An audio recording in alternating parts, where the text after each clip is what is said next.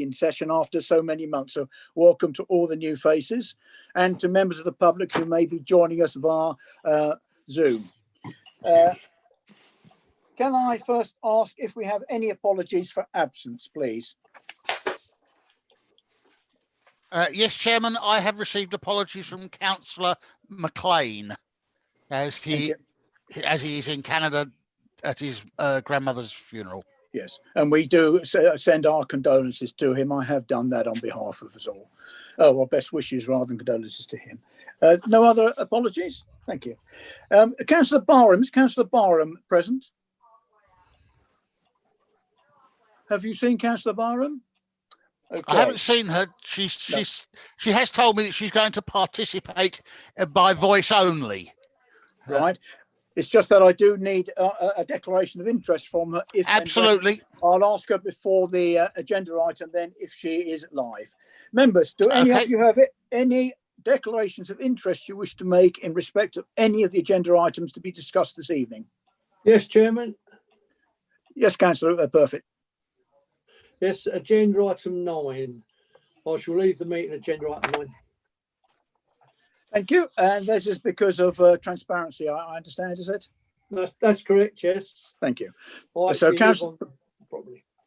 Councillor Perfect will leave the meeting, please, at agenda item 9. And I understand you do not intend to return to the meeting for the last item, which is delegated authority. Is that correct?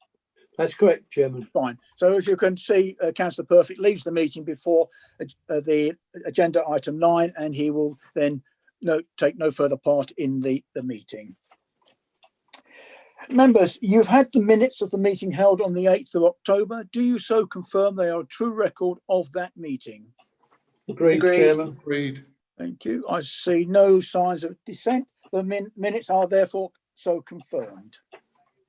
I have not been advised of any references from other committees or any urgent items. Is that still the position, Neil? That is still the position, Chairman. Thank you. In that case, we can move straight on to the items that we need to consider this evening. For those who are just attending for the first time at the board meeting, may I ask that you keep your microphones on mute unless you're actually speaking, as it helps with the audio presentation. If you wish to speak, if you can please indicate by putting your hand up, and hopefully Ian or myself will see you. If by any chance we miss you, please interrupt at a suitable time, when the previous speaker is finished. It's just that my screen, being an iPad, only gives me 9 pictures, and I don't want to keep flicking around, but Ian will try and help me on this. Votes are taken by means of a roll call for new members attending. The committee secretary, Neil, will call your name out, and you will say whether you approve or reject the proposal before you. The usual rules apply, of course, needing a majority, which we will record. Okay, so I think that's all the ground. And welcome to the speakers. I think most of the, no, not all the speakers. If you're registered to speak, when your agenda item is called down, our procedure is that our officer will introduce the item. I will then turn to the speaker who's registered, and you will have 3 minutes to address the board with your points of view. The board have the opportunity to put to you questions for information or clarification, after which you can no longer take part in the debate. And I would then ask you obviously to turn your mic off while members debate the agenda item. So hopefully, IT allowing, it will work smoothly. The first item under consideration this evening is the land south of Crossways Boulevard. It's agenda item 6. We have a speaker, Mr. James MacArthur, the agent for the applicant, who wishes to speak in support of the officer's recommendation of approval. Sonia, I believe you are bringing, no, sorry, Emma. I think Emma is dealing with this particular application. Would you please introduce it, please? Yes, thank you. I'm just checking you can all hear me okay. Yep. Lovely, okay. Just going to get the presentation up, bear with me.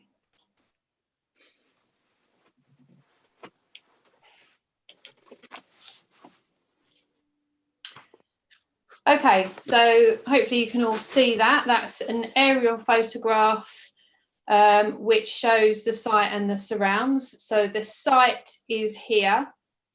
It's roughly a triangular parcel of land. To the north there, you'll see Crossways Boulevard. And then to the south, you see St Mary's Road. You have Crossways Business Park, which occupies much of the land to the west and northwest. You have the Dartford International Ferry Terminal here, and obviously the River Thames there. You have some further industrial commercial units along here. And then you have a very different character, which is the terrace properties, the dwellings that front onto St Mary's Way. Just a small collection of those. And then you have another more modern development here with some flats and some houses there. You've got the Travelodge Hotel, the Burger King, and then you've got the terrace properties on Charles Street here. Then you have the railway line, which is the main line between London and the coast. And on the other side of that railway line, and further to the south, you have the village of Stone.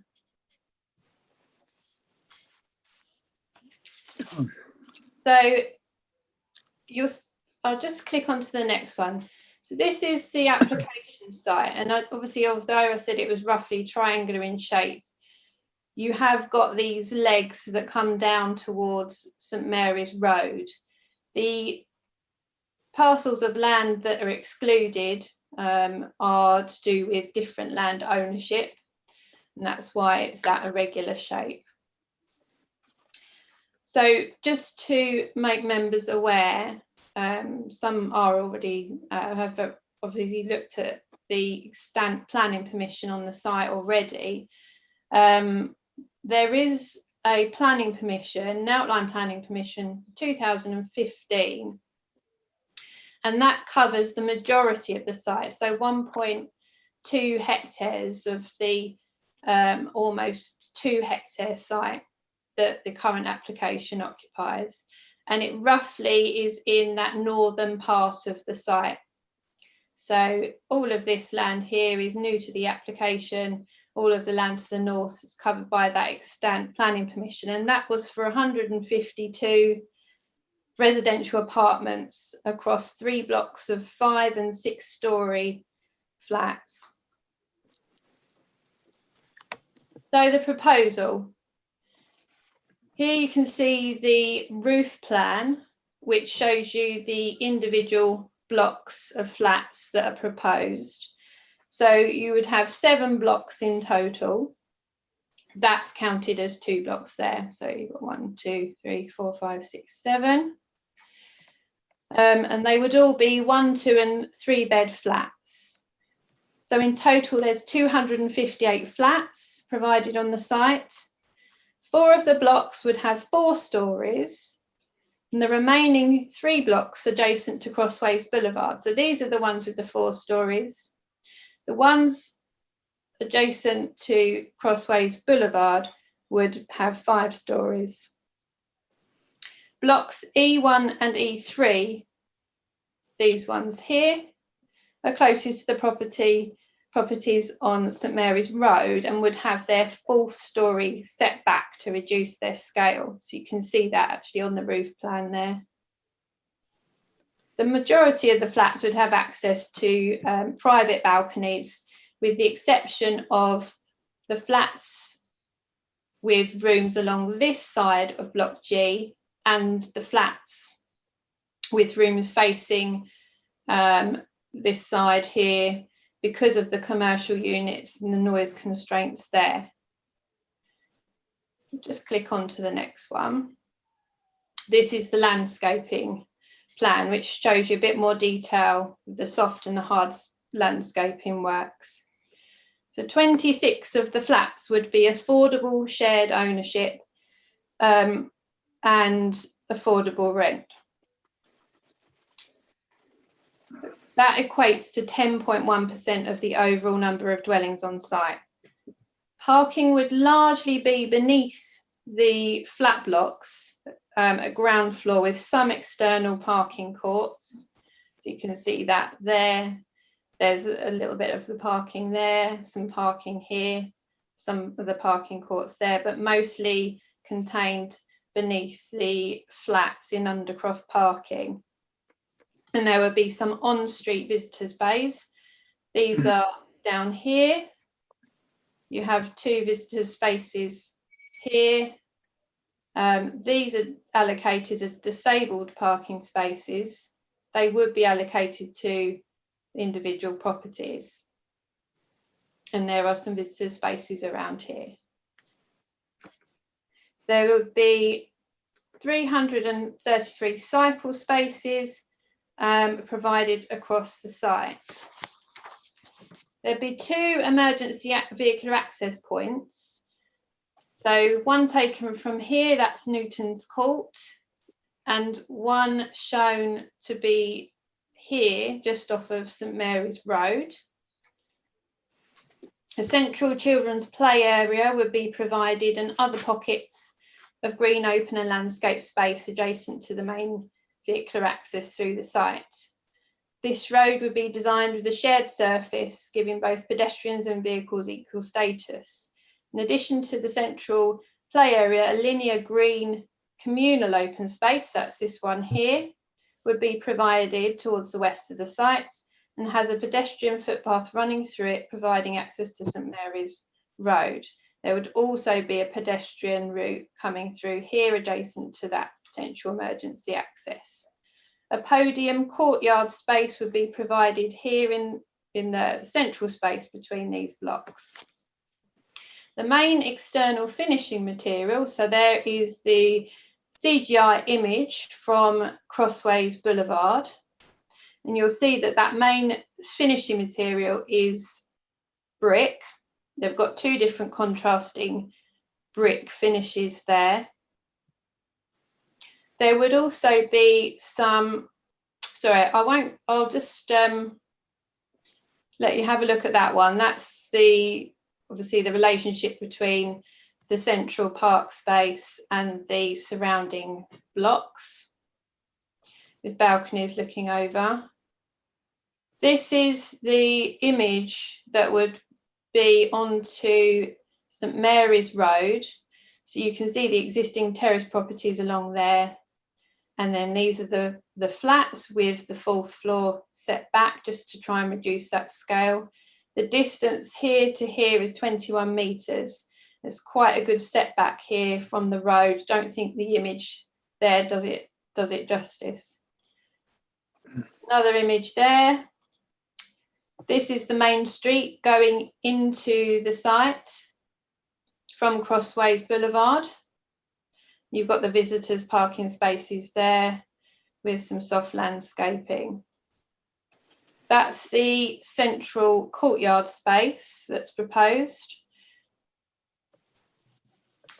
Okay, so I've just moved on to some photographs there. This is the St Mary's Road side.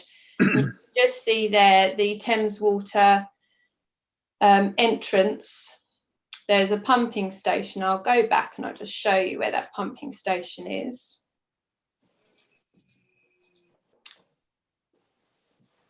Okay, so you can see it here.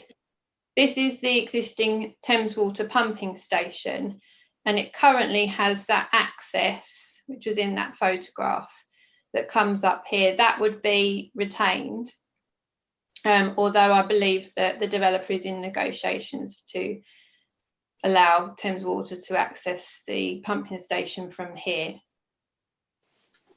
So I'll just quickly scroll back to the photographs. So that's the pumping station. That's my car. That's my car there. You can see St Mary's Road, it's quite narrow. There is tarmac there. There is a pavement.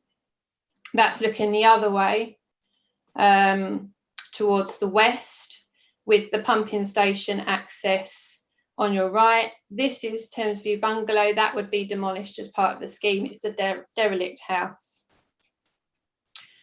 This is a view from just further along to the west of that photograph I just took.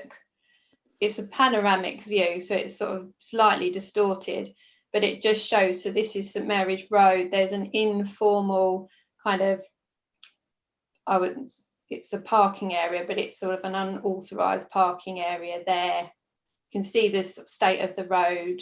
It's unmade at that point. And then here is the application site. That is now looking east along St Mary's Road. You can see my car's there, and then you've got the terrace properties on the other side. That's a flat conversion development there. Again, this is a panoramic photograph. You've got the flats that I referred to as that new development between St Mary's Road and the railway line. That's the flat conversion there, terrace properties, and the application site on this side. So this is Crossways Boulevard. You can see there that there is a drop between the road level and the application site, which is to your left. That's a large commercial building that is to the west of the application site. That is a fruit and vegetable distribution business. And then this is a view looking at the application site from the opposite side of Crossways Boulevard.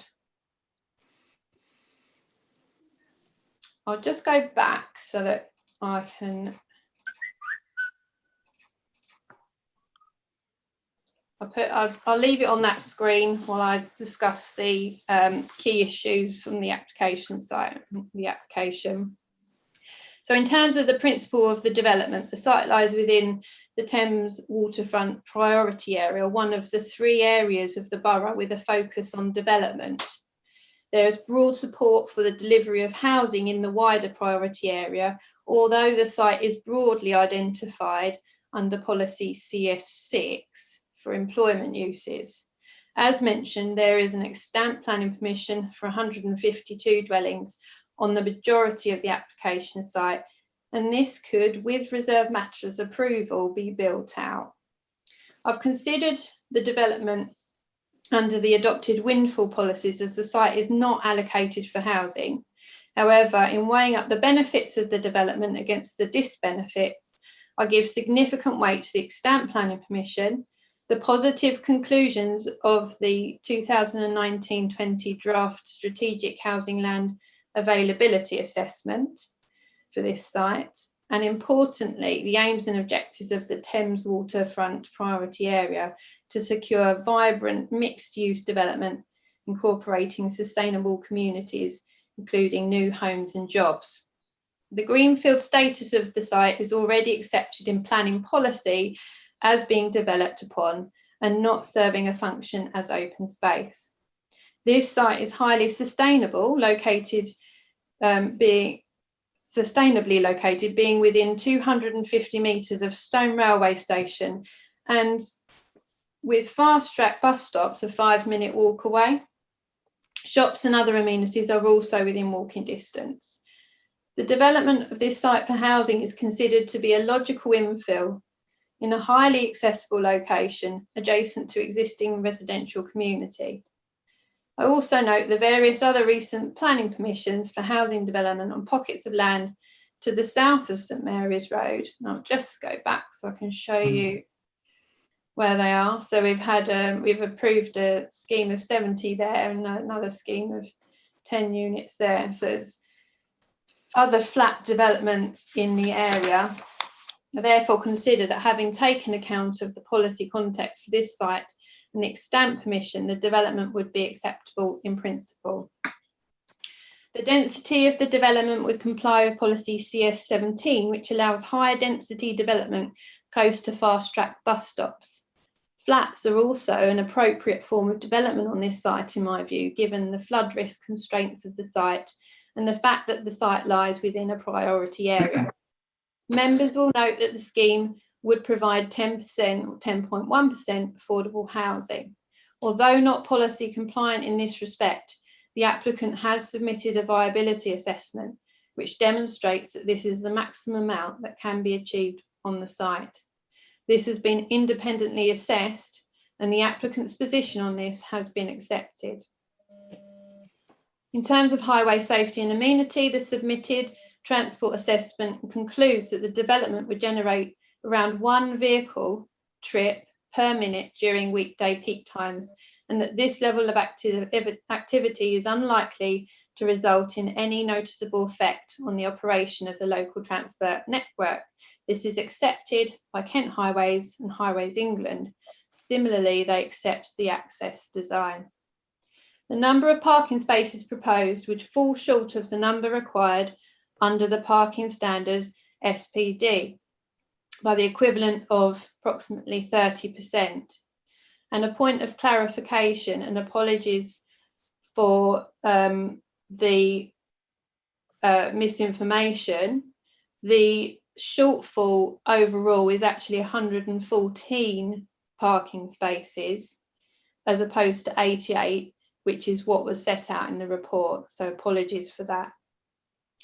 14 visitor spaces would be provided, 63 spaces less than the SPD encourages for visitors for a development of this size. However, this matter has been carefully considered, taking account of the highly accessible location, the extant permission which allowed a 20% shortfall of parking spaces, and the package of mitigation measures to manage parking within the site and encourage residents to make use of public transport.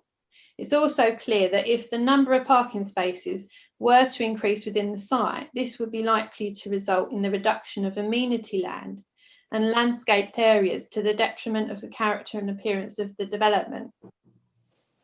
Good quality amenity space is critical for this development, in my view, given the limited amount of recreational space close to the site. The development needs a sense of place, and that is what the central area provides. Just go onto that landscape. This is the central area I'm referring to.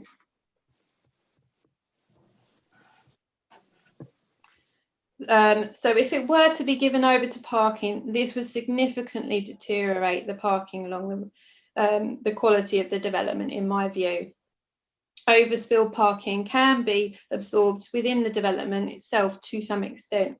There are opportunities for informal parking along roads that would not block the highway. It's considered that the shortfall in parking spaces would be largely mitigated by the measures set out in the travel plan, which include car club spaces and membership for 1 year, cycle vouchers and a bus pass, as well as the sustainable location of the site. Overall, I consider that the amended plans have addressed my design concerns. The blocks will now have a more cohesive and elegant design and simple architecture, but with good quality detailing. I do not consider that the development would appear out of character in the immediate or wider area, which is a mixed-use context with buildings of different scales, styles and types. All of the flats meet nationally described space standards for internal space in accordance with policy DP8. Most flats would have private balcony or roof space in accordance with DP8. The size of the balconies has been increased, and the general level of private and communal amenity space for the development is acceptable. In terms of communal space, officers have strongly negotiated for a better quality usable open space. The amended plans have sought to connect and enhance the recreational open space, and redefine the centre of the development so it becomes more pedestrian friendly. I've not identified any harmful impacts on existing local residents in terms of overshadowing, overbearing or overlooking. The impacts of air quality, mineral resources, ecology, flood risk, drainage, archaeology and contaminated land have been carefully considered in the report with no unmitigated harm identified. The noise impact on future residents has been carefully assessed and mitigation measures can be secured to ensure that there is no harm to their amenities and that this scheme would not result in constraints being placed on established commercial uses close by, so those units there. So the applicant has clarified that the emergency access from Newton's Court, so just to remind members, that's that one there, is intended to serve cars only in the event that the main access from Crossways Boulevard is blocked. The emergency access shown to St Mary's Road would be required for emergency vehicles, such as fire engines and ambulances, in the event that the main access onto Crossways Boulevard is blocked. I draw members' attention to condition 13, which does not permit any more than 50 dwellings to be occupied until the rights of access from St Mary's Road or Newton's Court have been established. And proposing that this condition is reworded slightly to allow greater flexibility in where the access or accesses are gained from and to the site, and to require the submission of details for that access. Members should be clear, though, that rights of access for emergency vehicles is a civil matter between the developer and the owner of the road, and that should not influence the outcome of this planning application. I'm satisfied that the safety of the residents will be safeguarded by condition 13 as amended, and any potential civil agreement or dispute between the relevant parties should not prevent the determination of this application. Members will note that the Section 106 agreement will be required for this application, which secures affordable housing, best endeavours to sell private flats to local people first, a travel plan and travel plan monitoring fee, details of public rail management, and securing 2 off-site receptor sites for the relocated reptiles. I therefore recommend that this application is approved, subject to the conditions set out in the report, amended wording to condition 13 to allow greater flexibility in where the emergency access or accesses are taken from, and to secure details of this, and a Section 106 agreement covering the matters referred to. Thank you. Thank you very much, Emma. That was a very clear and precise report. Appreciate it. Mr. MacArthur, James MacArthur, you wish to speak in support of the officer's recommendation. You have 3 minutes to put your points of view to the board. Can everyone hear me okay? Yep. Excellent. And apologies in advance if a 4-year-old comes running in. So I will carry on now. My name is Jamie MacArthur, and some of you may know me. I'm the Divisional Planning Manager for Bellway Homes Thames Gateway. Thank you for the opportunity to address committee. We welcome the officer's recommendation and feel this is a reflection of the positive dialogue between the team and officers to design a scheme which we consider is high quality and certainly sits in the right density for this location, which optimises the best use of the site.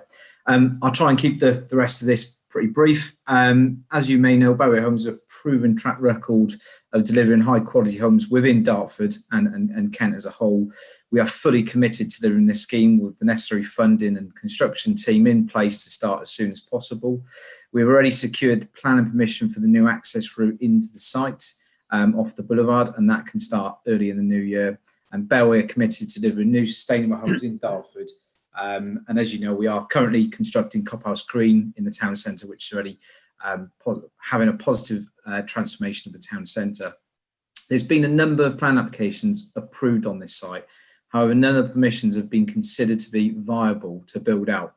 Bellway are committed to delivering this site, even in these challenging and unsettling times. The scheme will deliver a range of benefits and also be one of the first to offer community and business facility space for residents who live here.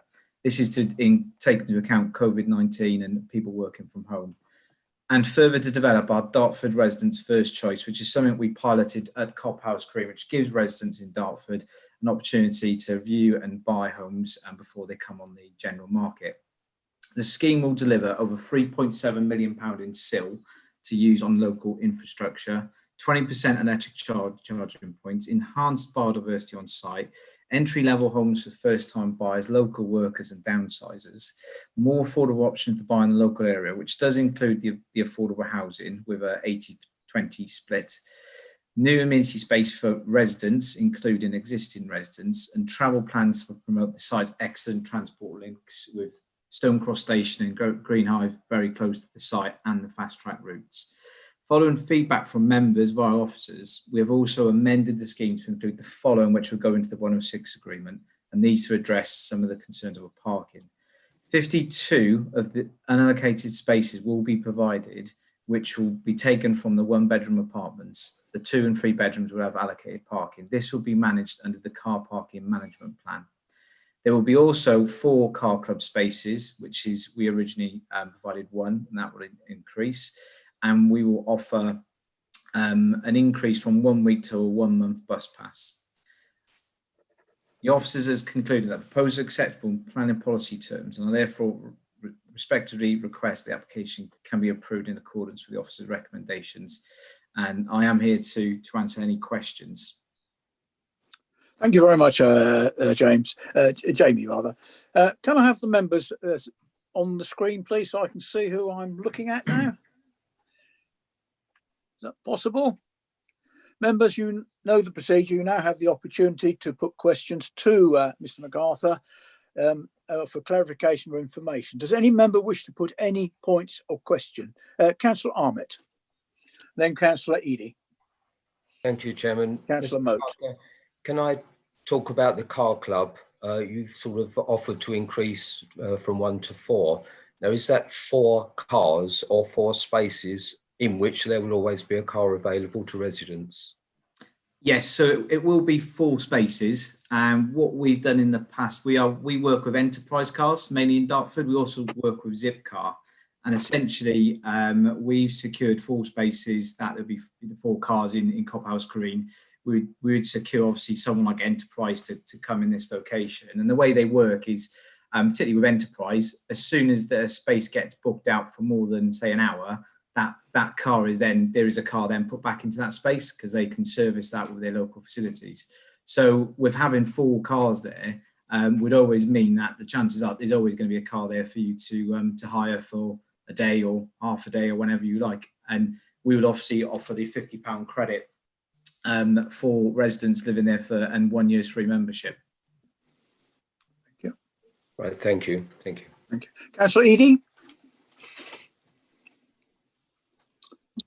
Hello, thank you for that presentation to Emma and Jamie, Mr. MacArthur. I just wanted to ask a few questions. First was, is welcoming for the car scheme. That's a really good positive, and the cycle schemes. My concern would be, it's just the development is obviously on a ecologically sensitive site. They're endangered species there, and I've seen there's mitigating measures to put in place to move them to another area. But I was listening to a podcast earlier about sustainable development. What concerns me is if we keep developing on these sites, eventually the habitats will be obsolete because we're looking at it very much as an individual site. I know this Excuse me, Councillor, is this a question to Mr. MacArthur, or is this a question to go to the planning officer for a general question? I think planning, actually. Yeah, planning. It's just, it Yeah, if concerns it's a planning officer, we go to the planning officer in a moment. At the moment, we're just sorry. asking questions to Mr. MacArthur for information and clarification. Okay. MacArthur, it was to do with, in terms of the 20% shortfall in affordable housing. Is that again for the planning officer? No, I think you can ask Mr. MacArthur if he can justify that. That's something I can respond to. Thank you. So in terms of the shortfall, obviously we always do work very hard to deliver 30% affordable housing, and essentially COVID has had far greater impacts than just the economy, and we must never forget that. But we did have problems pre-COVID.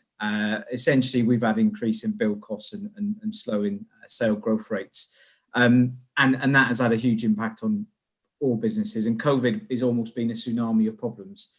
We are looking forward to potentially, obviously, we've got stamp duty relief, which will go away next year. And we have obviously got, the uncertainty in the economy for a range of issues, how long COVID continues, how long, Brexit transitions. Build costs are constantly going up, and we're not seeing supply issues go away either. So we do have very, we have to take a view on the risks coming forward. And at the moment, the viability on this site, from our position, was actually 0. but we just didn't want to offer 0. We didn't think that was the right thing to do. So we have offered 10%, and that was obviously been agreed, with your viability consultants. We want to bring forward this scheme, and there's been two proposals on this site already which haven't been brought forward, and essentially that does come down to some of the issues with the site. It is marshland. We can't have living accommodation on the ground floor because of flood issues, and other additional things to do with levels and contamination. So overall, the element of risk on this site, and it's something which maybe it's a Bellway tradition. We always take sites on which other developers can't bring forward, but unfortunately, the issues of the site and the current economic situation really has not helped us with the affordable position, unfortunately. And we have got a viability review mechanism which will kick in, that we've agreed with officers to put into the 106 agreement. But essentially, in order to ensure that we can deliver this scheme and get the shovel in the ground as soon as possible, and to deliver those affordable homes straight away, we can only offer and commit to that 10% of current. Thank you. It's good to hear that you've got a viability scheme built in and conditioned. Does any member want that explained, or are you happy with that? You're happy with that, Councillor Eddy? Sorry. Yeah. Thank you. Councillor Moat. Thank you, Chair. Well, I must admit, I am equally disappointed with the car parking spaces.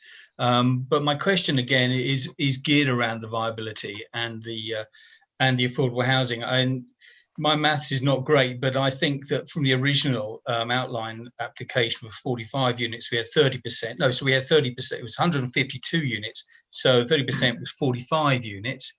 However, with this particular arrangement, which is now 258 units, 10% equates to 25 units, which is, I think, regrettable, but I do understand the whole question of viability.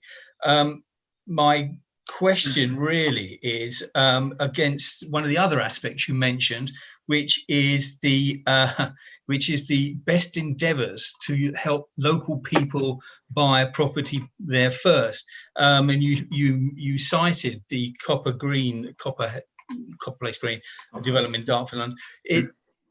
Can I just confirm that this is not going to be another poorly promoted event at Dartford Football Ground with only limited number of development properties there? Because if we really want to promote this to people in Dartford, we need your marketing people to actually help us get this known to people. I think that's it. But one other quick question as well. Sorry, Jamie, on top of that, with the regrettably small number of 10% properties, what are they going to be? Are they going to be 1 bedroom, 2 bedroom, or 3 bedroom, or a mixture of all three? I'll start with the last question so I remember it. It's a combination of all three. So you have got the 1, 2, and 3 beds, and that's split between 80% shared ownership and 20% rented. In terms of the Dartford First Choice, yes, our pilot to it, we need to work on it, and that's wording we need to agree with officers, and we will take on board any suggestions.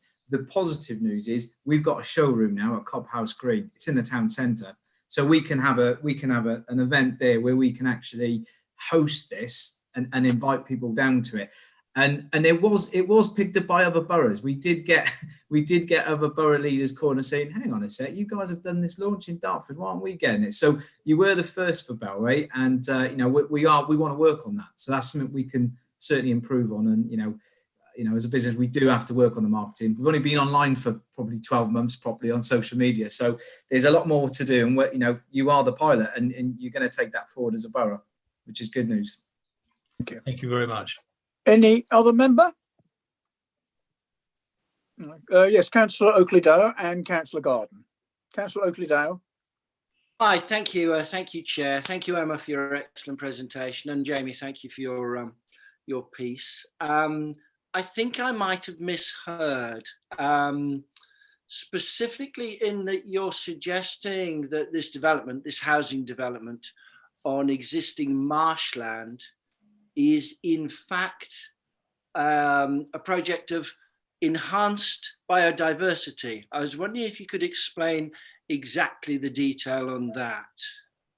Yeah, certainly. So obviously we have to undertake the reptile relocations, which we've agreed with KCC, and that does come with a 30-year mitigation as well. So we do have to look after those sites that they go off to. And on this site, at the moment there are some land contamination issues with it, so it's hard for people to go on there. You do have asbestos in the ground, and essentially we've got areas in this site which are for the ecology. So over time there will be more biodiversity benefits. You've got the podium, which will have planting in. You've got the amenity space. There's two areas to the northeast corner and the southwest corner, which are basically areas which we can't go into. So they will be purely left for nature to take its course. And there's quite a detailed specification for that planting, which has been agreed with KCC. It's conditioned as well, which will come forward as part of the detailed landscaping proposals. But that will, over time, certainly enhance the site's ability to have biodiversity. So, wildlife and animals can use it, and it will be untouched. Whereas for now, people potentially could go on there, it could be something else. So it certainly will have longer term protection. If I could just further ask you, so you're suggesting that an untouched piece of marshland, regardless of its asbestos presence and its previous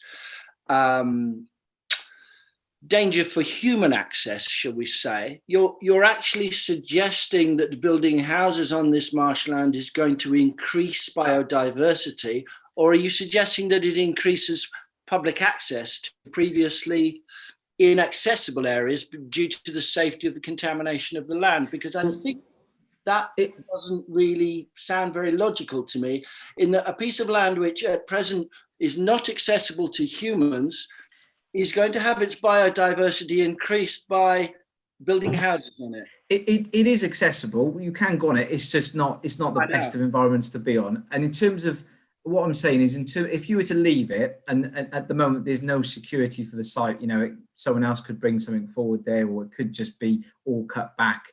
What we're offering is one translocation, and that wildlife gets moved and protected in the local area.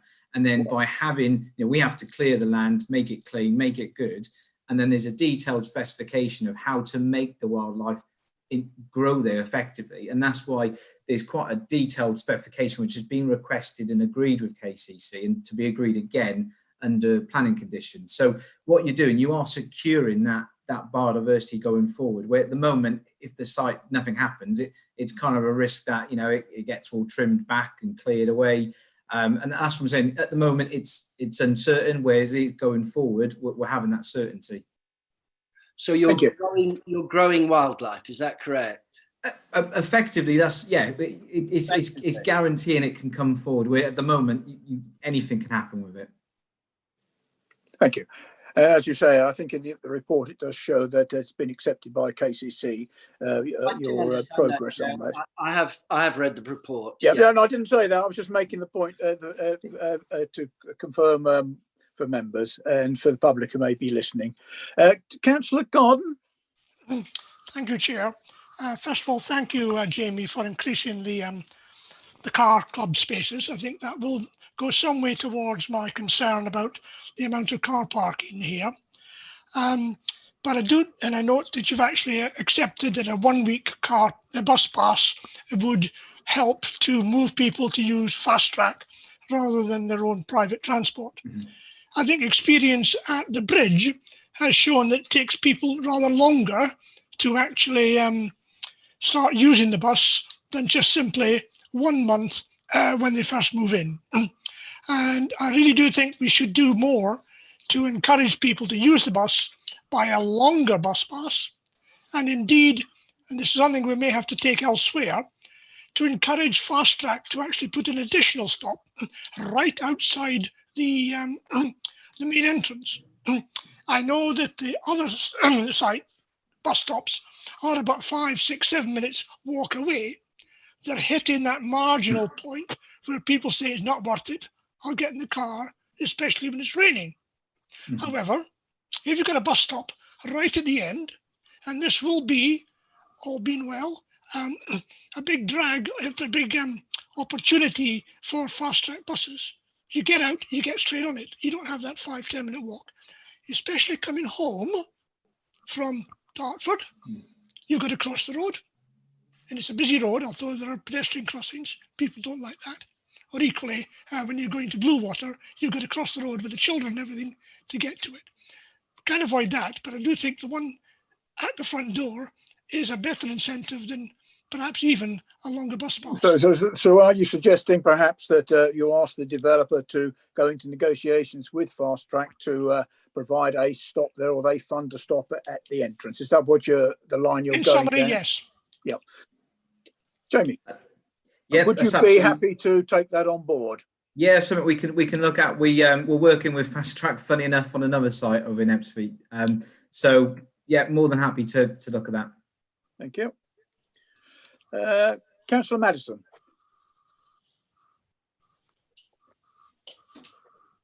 Let me unmute. I've looked through the report. The question that I was going to ask has been answered. It was to do with the SIL payment. Jamie mentioned 3.7 million. And when I looked through, there was a figure of 4.139 million. But I do believe that's if the affordable housing content is taken into account. That's correct. Yeah. Not quite sure how that works, but it seemed quite a big difference in the amount, But if you could explain that quickly to us, Jamie, that would be helpful. Yeah, absolutely. The more affordable you have on the site, it does reduce the SIL payment. So we're providing 10%, so we get that 10% reduction for SIL. Right. So at the moment, if you just take all the floor space that we're building, it works out to 4-point-something million. That's in the report. But when you take off the 10% affordable housing, it reduces it down to 3.7 million. So is there an argument there that we're actually cutting the amount of SIL that you have to pay, so you could be a bit more helpful with the affordable housing? We have tested the viability and one of the biggest things is indexation at the moment on SIL is a big issue, and there's all sorts of ways of playing it, but unfortunately the other costs and issues and risks that we have really tried hard on this site to bring forward more affordable. Jamie, you're on to a winner, you know that. Thank you, Councillor. Councillor Reynolds. Thank you. Hi, I was just wondering, what is your, from your experience of other sites, take up for the cycling spaces? Because I see that you've got, I think it was 333 was the updated number. I can't personally ever recall being in any development where it's utilised anywhere near maximum capacity, 50% even. I've never seen that full. I'm just wondering if there's opportunity to actually put in some extra car parking spaces and take away the 1.3 cycling spaces that we've currently got per flat when we've got less than the requirements for the parking. Yeah, I'd probably say anything probably 30 to 50%. There's no science behind that, but certainly uptake is never we're never at capacity when it comes to cycling. There is always capacity to. So there's something we could look at when it comes to the ground floor under the podium and those areas. So that's something we can take forward. Obviously, we would have to have that conversation, obviously, with officers and work through it. Yeah. So are you saying, Jamie, that it is possible that you could look at improving the car parking by reducing the cycling spaces if members were so minded, and you would be happy to go back to officers for that? Absolutely. I'm sure officers are taking a note of this if we get to, depending on what members are minded to do. So there is the possibility of reducing cycling and increasing the parking. Councillor Moat. Thank you, Chair. I'm particularly interested in your flexible thinking with reference to cycling and bicycles, because like Councillor Reynolds, I see these things being put into developments and then never being used. I'm going to suggest something, and I will hear the howl from Councillors Oakley Dowes and Eadie, even from my distance here, and that is the fact that the amenity space that seems to be put into this area, with all due respect, playgrounds are wonderful, but we're talking about the majority of these things being 1 and 2 bedroom apartments. There aren't going to be a lot of children there. And we've seen on other large developments around Dartford And I appreciate your description of how biodiversity is going to be manufactured in the area. I don't personally believe it will, and I go against KCC, but once we have a development there, biodiversity will disappear. And even if you put these areas into the green linear areas in, I don't see that happening. We'll debate that more later. But my question is, if we were so minded, could we possibly sacrifice some of the linear and communal areas and make that into additional parking, if we were so minded after I should imagine, steamy debate? Again, you know, the areas where we've got green verges and the linear strips, we can look at those, certainly. That's not a problem. Thank you. Councillor Eadie. Sorry, yeah, just coming back to Councillor Moat. I'm not sure, especially since lockdown, I think local green spaces are so integral to protecting people's mental health. People can't necessarily get out and about. We don't know how long this crisis will You don't need to debate this at the moment, Councillor Eadie. That will go when we go up to debate. So if you have a question of Jamie. Oh, it goes. Councillor Moat's asked the question. You've got the answer from Jamie MacArthur. Then when we go into open debate, then you debate you follow where I'm getting at, because Jamie is not part of the debate. Sorry, is that okay? No, it's all right. So is there a question you wish to ask Jamie about? No, okay, fine. Can you save that? I'll bring you in almost first, I promise, when we go to open debate. Any other member? Oh, Councillor Oakley-Dow, and then Councillor Garden. Thank you, Chair. Jamie, I'm afraid it's another parking question, and it's more specifically on the construction period.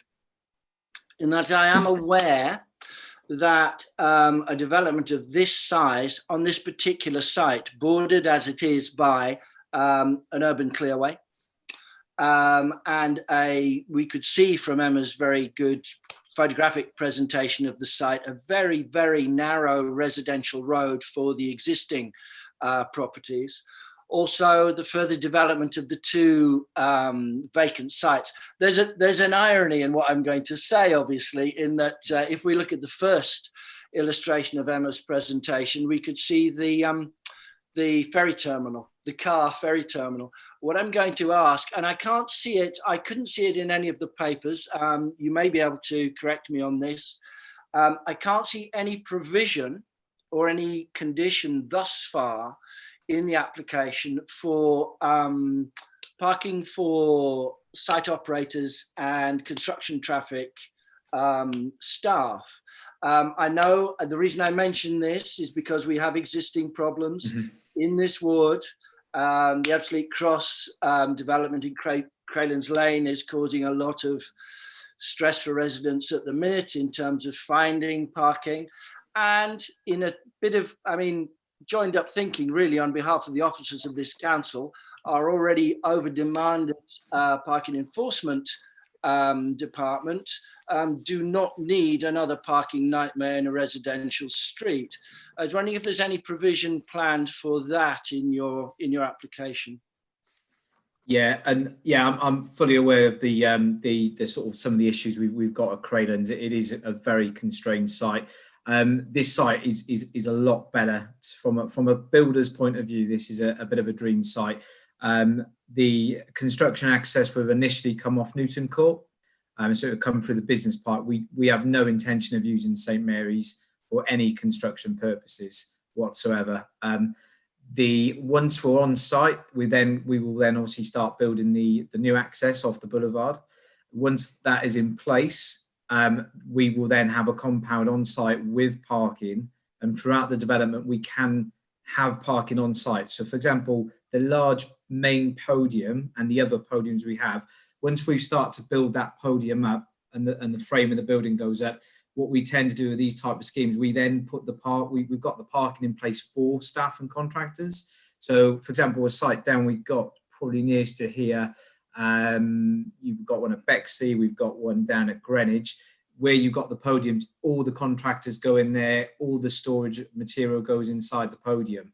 So here we wouldn't need to rely on any external parking. All parking would be retained on site. I believe we did submit a construction management plan, but that will need to be updated because since we submitted, we've now got access off Newton Court. So we have slightly changed our strategy and how we bring vehicles onto site on day one. And then when the new access is built, it all comes off that anyway. So again, I was just flicking through to see if there was a condition. If there isn't a condition, then we can certainly include a construction management plan condition on that and a construction servicing plan as well. I'm sure the officer's making notes of this as we go along. No, Thank you. Councillor Gardner. If I could just Oh, sorry, beg your pardon. Yep. Yeah, so He's getting Jamie's getting a bit of a grilling. I think he's been under the spotlight for over half an hour now, which is most unusual. Are you okay, Jamie? Yeah, absolutely. Yeah, no, I'm fine. Yeah, no, it's fine. Well, Please carry on, Councillor. It's a clarification, and you really are the best person to answer these questions. Please don't think I'm being punitive on any level. So just from my understanding, so up to the point at which the podium becomes available, there is no provision for site employees traffic up to that point. Oh, they would park on site. So what I mean, when the podium comes, so when we start building the blocks out, so for example, on Craylands, one of the problems we got down on that site, sorry to deviate by the way, everyone, but you're surrounded by a cliff and then you've got your buildings. We've got no space to put anyone to park. So what happens when you build, we don't have any podiums there either. So and then we're starting to get people to move in. So when you build the podiums, you can actually put, if you're then building all around your space, you can actually put your contractors underneath your podiums to park. So on this site from day one, we would always have the contractors purely on site because we've got that space from day one and going forward. And actually, officers, condition number 4, before development takes place, construction method statement and location of the wheel wash facilities, traffic management is all in there. So before we do anything, we'll submit that detail. Thank you. Councillor Gordon. Thank you. Yes, I was actually going to bring this up in the debate, but as Councillor Reynolds had mentioned the size of the cycle park, what hasn't been mentioned is motorbikes. And SPD does actually indicate that there should be one space per flat, plus some for visitors. I was actually going to, during debate, suggest that perhaps some of these cycle spaces can go and make bigger and for motorbikes. Would you like to answer that one, Jamie? Yes, yes, we can certainly look at that. That's not a problem. Yeah, there's no sort of fire problem of having motorbikes where the cycles were. No, they're simple. We do on a few schemes. We do have facilities like where you've got electric charging points for scooters and things like that. So that there's not a problem with that. You can have storage on site. Again, I'm sure the officer will make a note of that, depending how members go through the debate. Thank you. Any other member? Because I'm keen to move on to debate this item. Councillor Madison. Councillor Madison. Just a quick last question. I understand Oliver, I've got you. that the affordable housing element will be in one block of 26 units, it would appear. Would you consider working with Dartford Borough Council as your preferred developer of this affordable block of housing? We can certainly approach them. We have done in the past. So Cophouse Green, we've done offers to Dartford and we've worked with them. That would be very good if we could do something like that. You've got my vote. Thank you. Councillor Oliver. Hi there. Just a quick one.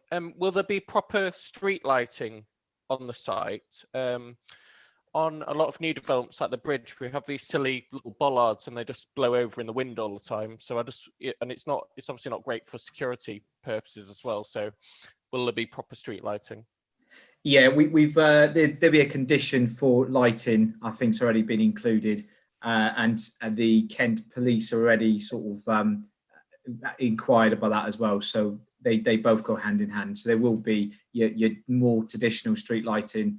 There will be bollards as well with lighting on there because it does add nice, obviously, for the pathways. But certainly traditional street lighting will be included. Thank you. Well, I think Jamie's had a pretty thorough going through, and I think members have got a lot of information there. And thank you, Jamie, at this stage for some of the concessions that you've agreed to and improvements, which I tried to make a note of, and I'm sure the officer will have down. So members have a little more to consider outside of the report that's been presented to them. Councillor Eadie, I did promise I'd let you come in first. So it now open for debate. Jamie is no longer part of the debate. Thank you, Chair. So my question is for, we aim it to the officer now, don't we? Aim it through to me, and the officer will respond, or I will, depending on how it goes. Yeah. So always go through the chairs, just politeness. That's all. Oh, lovely. Okay. So obviously my concern is an ecological one. We had a recent white paper submitted to the consultation from Dartford Council, which showed there was ample housing in the area. And I really feel like we are at the moment focusing very narrow-mindedly on individual planning applications in the borough and nationwide.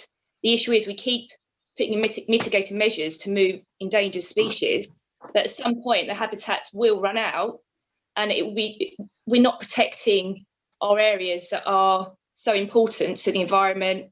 I mean, you've got another air quality management area very close by to this development. It's just we've signed up to a climate change commitment as a Dartford Council, and it really concerns me that there doesn't seem to be an overriding focus on the environment when it comes to developments. And I thought that might be something that we could bring to the debate a bit more. Well, yeah, but the Development Control Board, we must concentrate on the application before us and the policies that we consider. Something like that is perhaps wider for the authority as a whole. Would that be correct, Emma? Yeah, I mean, that's a strategic planning policy. Yeah. Thing will be covered by that team and in the local plan review.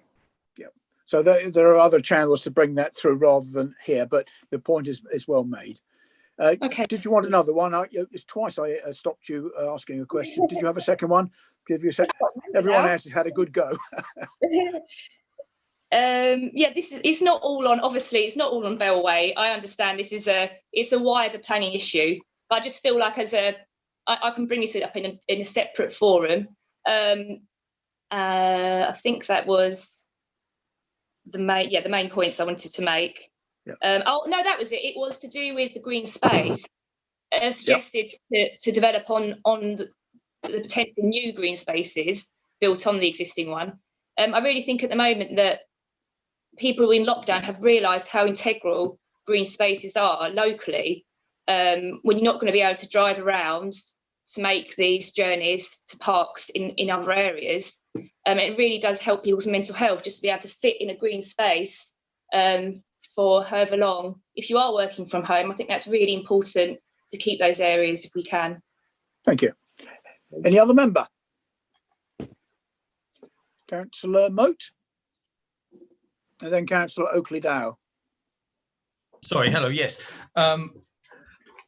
Yes, it is a very good point, and I must admit the whole question of ecology is essential.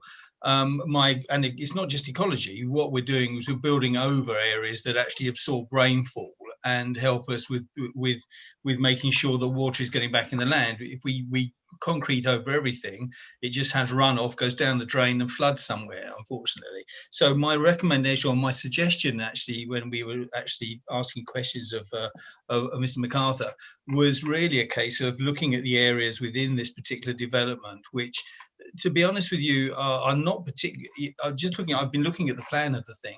A lot of them are linear sort of walkways, which I don't believe would be supporting tremendous amounts of biodiversity.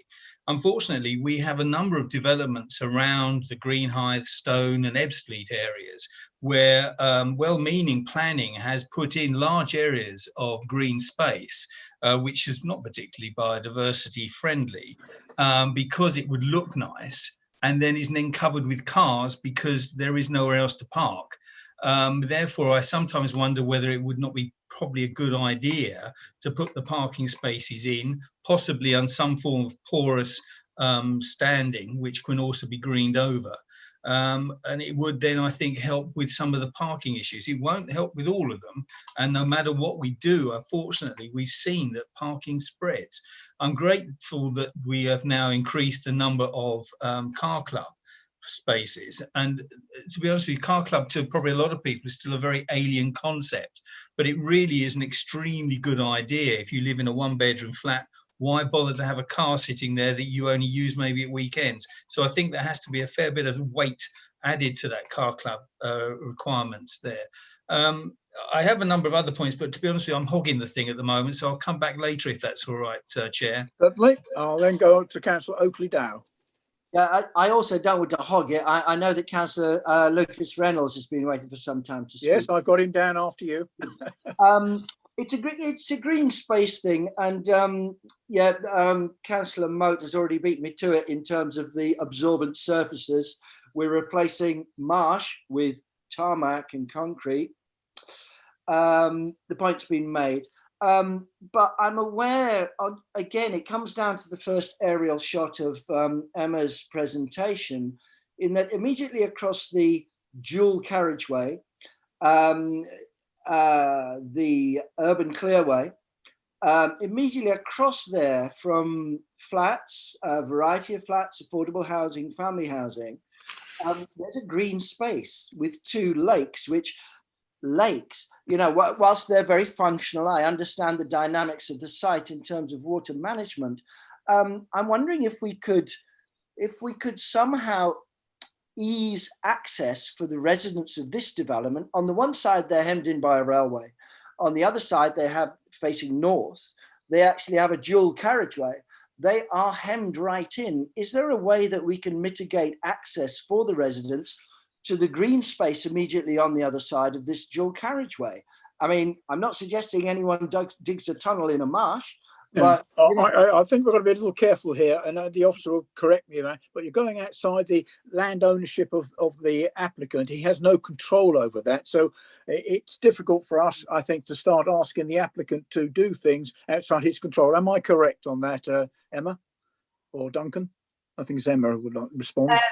Yeah, happy to respond. I think, are you referring to some kind of pedestrian crossing across ways? Yeah, I'm wondering what the nearest access to that green space is, which I think I'm not asking the developer to build a footbridge or dig a tunnel.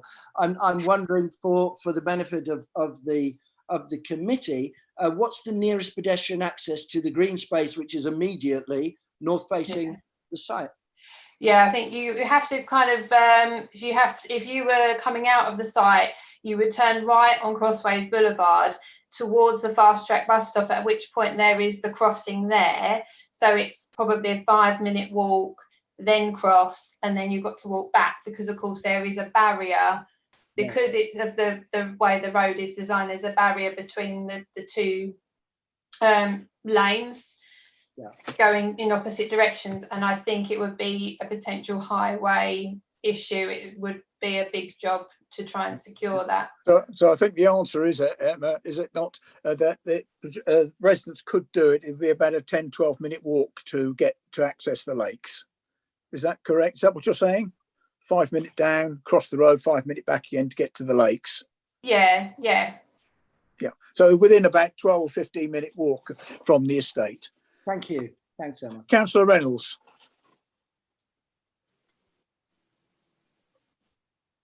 Sorry, take myself off mute. Okay. I do risk hogging, so if I drag on too long, then let me know. I'll close you down. I've got there's 3 areas really that I've picked out from the report. I think the most important one I'll deal with first, probably a question for Emma. I seem to remember that the Copperhouse Green development, we have to do, this is relating to the viability assessment. I seem to remember that with that one, we have a clause that looks at the viability for the affordable housing again, should the profitability change. Now, for this development, we've only looked at it, the clause is coming into action should ground rents and therefore the profitability just from the ground rents change, not from the actual sale of the properties and the values going up. Now, I know that Bellway at the moment are pleading poverty, but with 15% rise in the economy just from the end of lockdown to now, and we're back into lockdown, I don't really foresee with a bounce like that it's going to be too long. So no matter how long this goes on. So can you just advise if I am correct that we did have that different clause with them for Copperhouse Green? And secondly, do we want to consider it? I'll answer about Copperhouse Green. There was a clause, but it was time limited in that because the viability assessment, I think members were nervous that actually, as you say, if it doesn't get brought forward immediately, it gets forward later, there might be more profits occurring. So we time limited it in that if they didn't start development, I can't remember what it was, whether it was 2 years, then it would kick in. So we allowed them essentially 2 years to build out quite quickly, and then there would be a viability reassessment that could kick in. So certainly we could do that here, do something similar. I think it's quite a resource intensive piece of work to do a viability reassessment, and actually within a year or something it doesn't make a lot more difference and can put quite a lot of costs on both the council and the developer to produce it, really. So can I just clarify what was said, if I can, there for members? So what you're saying, Sonia, that if members were so minded, we could ask for the condition to be amended to have a built-in viability reassessment in 2 or 3 years. Is that what you're saying? That there's a viability assessment if they don't build out within. Yeah. If they don't start construction between 2 years. Right. Okay, that's for members to bear in mind. Can I come back on that and suggest that we think about that seriously? Because if sales are down, as we've just heard, because of COVID, and we're looking at potentially this going on to the next summer, you're not going to start building something until you can sell it because of the overheads. So we could actually be looking at them stretching this one out a bit longer than they have on previous ones, which means that for us, the extra work might be worth it in this case. So that was on that one. Happy to take another one from me? Yes, sir. You got the screen? Yeah, okay. So with regards to the parking standards, I've already mentioned, I think people have gathered from my question about the huge number of bicycle spaces, 1.3 bicycle spaces per flat to 1 car space at the moment, where our standard is 1.2. I am somewhat inclined as well, on top of that, to agree with Councillor Moat about the quality of the green space that I see on the diagrams. I mean, it's, in my opinion, the least satisfactory green space that's been delivered for a large development that I've seen in quite some time. And really, it probably would be better utilised to some of particularly the bits that come down the sort of the legs. There's a green space towards one side that comes down one of those legs. It seems to become a risk, becoming a bit of a wasteland that's just left to one sort of corner. Potentially look at the option of reducing our green land provision or green space provision and adding some car parking space there. From the location of where this particular site is, I agree with the other councillors that they are hemmed in. There is, should this be built and approved, there is going to be a lack of green space close to them. But there's no doubt as well, but that with even having a reasonable amount of local transport, who is going to cycle their bike to Bluewater or Asda to get their shopping or their whatever? They're not. They're going to get a car. The answer. So I think what you're saying, Councillor, that you're in favour of reducing the cycling stands for car parking. Is that what you're coming? The cycling stands, but also some of the green space on the bottom left-hand corner from the aerial view. Because I see Councillor Moat is nodding on that. And then finally, just on the car share idea, it's a great idea. Not for me. Got too many cars, as my wife keeps telling me. Not something I'd take up. So, you're going to get a mixed bag of people taking it up. But again, with COVID, who is going to go and get in a car share car with COVID being a potential? Great, we've got 4 spaces, but nobody wants to use them. So this is not car share. This is car club. There's a slight difference, I understand. Car club, you hire the car for yourself. Exactly. exactly the same sort of idea though. You're going to have used it after somebody else has. Who's cleaned it? I know in the present environment, I actually can't see the uptake being great. So again, the need for more parking on this site for me is paramount. Thank you. Councillor Burrell, did you indicate you wanted to speak? No, I haven't so far. No, you haven't. Right. Councillor Garden. Thank you. Listening to what people are saying, I agree with two major concerns, maybe three, of this site. It's a lot of houses, or a lot of flats going into a relatively small space. As we see, the density per hectare is nearly 3 times what we have in the non-central parts of Dartford. Now, this is not the centre of Dartford. As other people have said, this is very isolated, certainly to the north, to the east and the west, by industrial type of buildings. I'm not sure that the lakes, which have been mentioned, are actually for public access. They are in the industrial areas, and I think they're there to make the industrial areas look nice. So when you look at it now, you have a nice industrial area with lovely lakes and everything. Across the road, you have 258 flats with very minor green spaces, as we've said, linear ones, which really don't attract you. You don't like walking your dog up and down on exactly the same piece of ground. It would be used, the cars will go in there, whatever management system you put in place. Unless you're going to fine people 24/7 every day of the year, it's just going to become totally unpopular. You might nearly have a riot. There isn't enough car parking space. I do acknowledge that there's now more unallocated spaces than the 11 spaces for visitors. And as Councillor Eadie has mentioned, the well-being of people and mental health. One thing COVID has shown us, if we had any question about it, being able to visit or be visited by your family and friends is absolutely essential. It's been highlighted by COVID, and I think going forward, people will realise how much more important it is to be social, not actually in the pub and such like, but in one's own area. I do recognise there's going to be some communal area in there, but still, once the unallocated spaces start to get used by the 258th occupant, there won't even be 11 visitor spaces. So what you're coming to, Councillor, is that you still think that the parking, despite the concessions being made, are still not acceptable to you? I believe the parking is unacceptable. Fine, yeah, it's okay. over dense. Yeah. It's inadequate open space for people to exercise in, and I don't believe the incentives to use public transport are strong enough. 1 month on the bus, no thank you. The passageway to Stone Crossing, we haven't mentioned it too much, it's not the most desirable of walks to and from the station.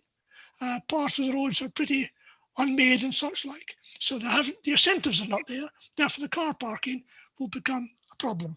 Thank you, Chair. Thank you. I think you've made your point. Thank you. Any other member? I know Councillor Moat may want to come back. He stood down earlier. I see no other member indicating. Councillor Moat, would you like to perhaps wind up the debate at this stage? Well, I think Councillor Madsen would like to wind it up. I didn't say why. I said he might wish to if no one else was indicating. No, I do appreciate that Councillor Madsen likes to wind us up anyway, so he might like to wind up the debate.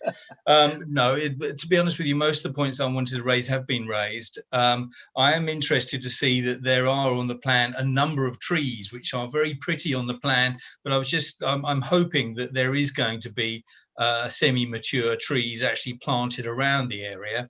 I'm still very questionable about a playground for a development with mostly 1 and 2 bedroom apartments, and I tend to agree with I agree with myself, the fact that we should possibly look at more parking spaces. I don't agree necessarily with Councillor Reynolds' thinking on car clubs. I think they're extremely clean when they give the car back or give them on the next person. I think personally people are more likely to be reticent about getting on a bus with public transport. But that's my point. I hand over to Councillor Madsen. Councillor Madison. Thank you, Chairman. To be honest, Chairman, this is a difficult application because there's a number of policies that we hold dear to us that actually I was going to say bending our policies somewhat, but we're being very flexible. Actually, the site really is designated for employment use. We've got some indication here about this Thames waterfront priority area, which is obviously something that we've deemed some time ago. I think you'd have a job actually from this location to see the river from here, to be quite honest, if you're standing on the roof. So I'm not sure that that's such a sort of tangible sort of position to take up. You know, it doesn't seem sort of that it blends in with what our ideas were for the Thames waterfront priority area. I think you should bear in mind, though, Councillor, we've already given permission for a residential development on that site, and that does carry weight in the application. It does, yes, it does. And we could, I suppose at the moment, we could turn this down and they could come forward and build 152 units. There's no doubt about that, but I'm just making the point that... I think your point, I think we know the point you're making, Councillor, thank you. Is there any other member? Sorry, you went quiet then, Tom, sorry. Also, I mean, in our policies, in What is the matter with this blinking machine? In our para on page 60, on page 65, para 65, sorry, it should be 70% family homes and 30% flats in this area. Now, take into account it is a floodplain. I can understand why that is difficult, but that is again something that we've got in our policies. I mean, we've already mentioned about the affordable housing element, but this is very difficult because it's a site really that you can see where the developer's coming from. Having said that, though, it is a borderline case in the respect that we've got elements here we could hold out, couldn't we, and say, hold on, no, with that part that is for employment use, we should try and find the employment use for. But of course, at the moment, of course, housing is the priority. So can I ask the officer to just to clarify the statement you're making, that this is should be for industrial or employment use? Emma, are you able to clarify the position on that? Because I thought things had changed. Yeah, so in core strategy, so going back to 2011, the whole of that area, which includes the St Mary's Road residential properties, it's very crudely drawn and annotated that potentially could come forward for employment. So it's a very, very broad brush policy approach from back in 2011. So it was never allocated as an employment site. We have designated employment sites in the borough, and we have policies to ensure that that employment is retained. But because this is not an employment site, it was important in the report to note that it is broadly indicated that it might come forward for employment, but it's very different from a site being allocated as employment. So just to clarify that. Yeah, thank you, Emma. I thought it needed clarifying. Yeah. In the report, I must admit, the way I read the report was that the preference would have been for employment use, and if maybe no other use came forward, then we're in the position we're in now. That's why I wanted clarified. Thank you. Any other member? Chairman. Councillor Perfect. Thank you, Chairman. Try to have a go. Yeah, I've looked at this, and it's with regret that I can't think of any reason to vote against this. I do believe there should be less cycling provision and more car parking. I can't agree with Councillor Oakley-Dowell to open up the lakes the other side. The first thing would happen then is why they're there. If you put a bridge in and it opened them up, you'd next have people wanting to put railings around to protect kids from or something else. So you defeat the object of having the open space. I believe it lacks open space to a certain degree. I feel sorry for the people who live in the small terraced houses there with the bulk and massing of the building. And that is an opinion, but I do think that it's way over the top. And I do agree with Councillor Moat that when we put down any parking or anything on this, we have to make it permeable. It has to take water through it.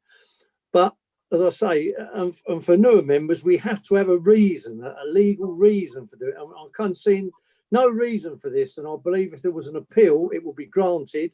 And then we won't get the conditioning we can put in now. So I think we should ask them to alter the car parking with the cycles. I think we should condition it that we would like it permeable where the vehicles have got to stand so the water will drain away properly. And other than that, I can't see. So I would go for approval. Thank you. Any other member? Councillor Burrell. No, your mic is off, Councillor Burrell. You need to turn the mic on. You've had it on. That's it. You're on. No, I've kept quiet on this one because we debated this at the Stone Parish Council for at least an hour and a half, and there were the same problems as the parking. And we pushed it around, but then we did come up with the ideas similar to Councillor Perfect, that really, how on earth could we really object other than to try and increase the parking? And I think what Councillor Moses said will be one way around this, because they've done it, I believe, on their estate at the back of you, the small estate there, and it seems to work. It does retain the green lines of the place, and I'd like to see that done. But other than that, I mean, the rest of that said to Councillor Garden as well. We've got a new crossing by Stone Railway Station now, brand new, that was put in about 2 years ago, that cost £2.5–3 million. So the area has been rejuvenated. It is completely different to what it used to be like. I personally do feel sorry for the people who live in the cottages, but now it is surrounded by flats on both sides. But to the developers, I will point out, there is no parking on the surrounding streets. There's nowhere left to park around that at all. St Mary's Road, you can't park along it. Charles Street is chock-a-block, and right outside Burger King is chock-a-block. That's really all I'm going to say about it. So are you in fact seconding that from what you said from Stone Parish, that they came to the same conclusion? Is that a seconder? Yes. Is that? Yes, I will. Right. In that case, I do have a proposal before me that the recommendation for approval should, the member should agree the approval. It is open for further debate. Does any member wish to further debate it before I go into a little more detail on what that recommendation is? Because I've got a lot of notes here that I think we need to include in any such recommendation. Councillor Oakley-Dale.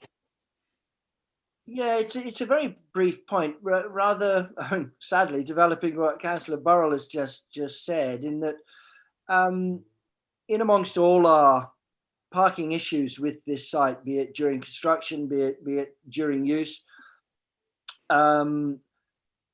what do the commercial landowners surrounding this site think about the fact that there's going to be obviously some displaced parking requirements that are going to be in adjacent sites? I mean, how do they feel about enforcing parking on what is private commercial land and retail units? You know, we say they're warehouses, but you know, there are some very well used builder supply merchants, decorating merchants, all on these adjacent sites, as well as some very, very, very immediately adjacent transport hubs, transport companies, freight companies. Have they? I can only ask if the officer has any way she can answer that comment. Are you able to make a response to that, Emma? Well, I mean, in terms of consultation responses, we didn't receive any objections from the commercial units that are adjacent or nearby.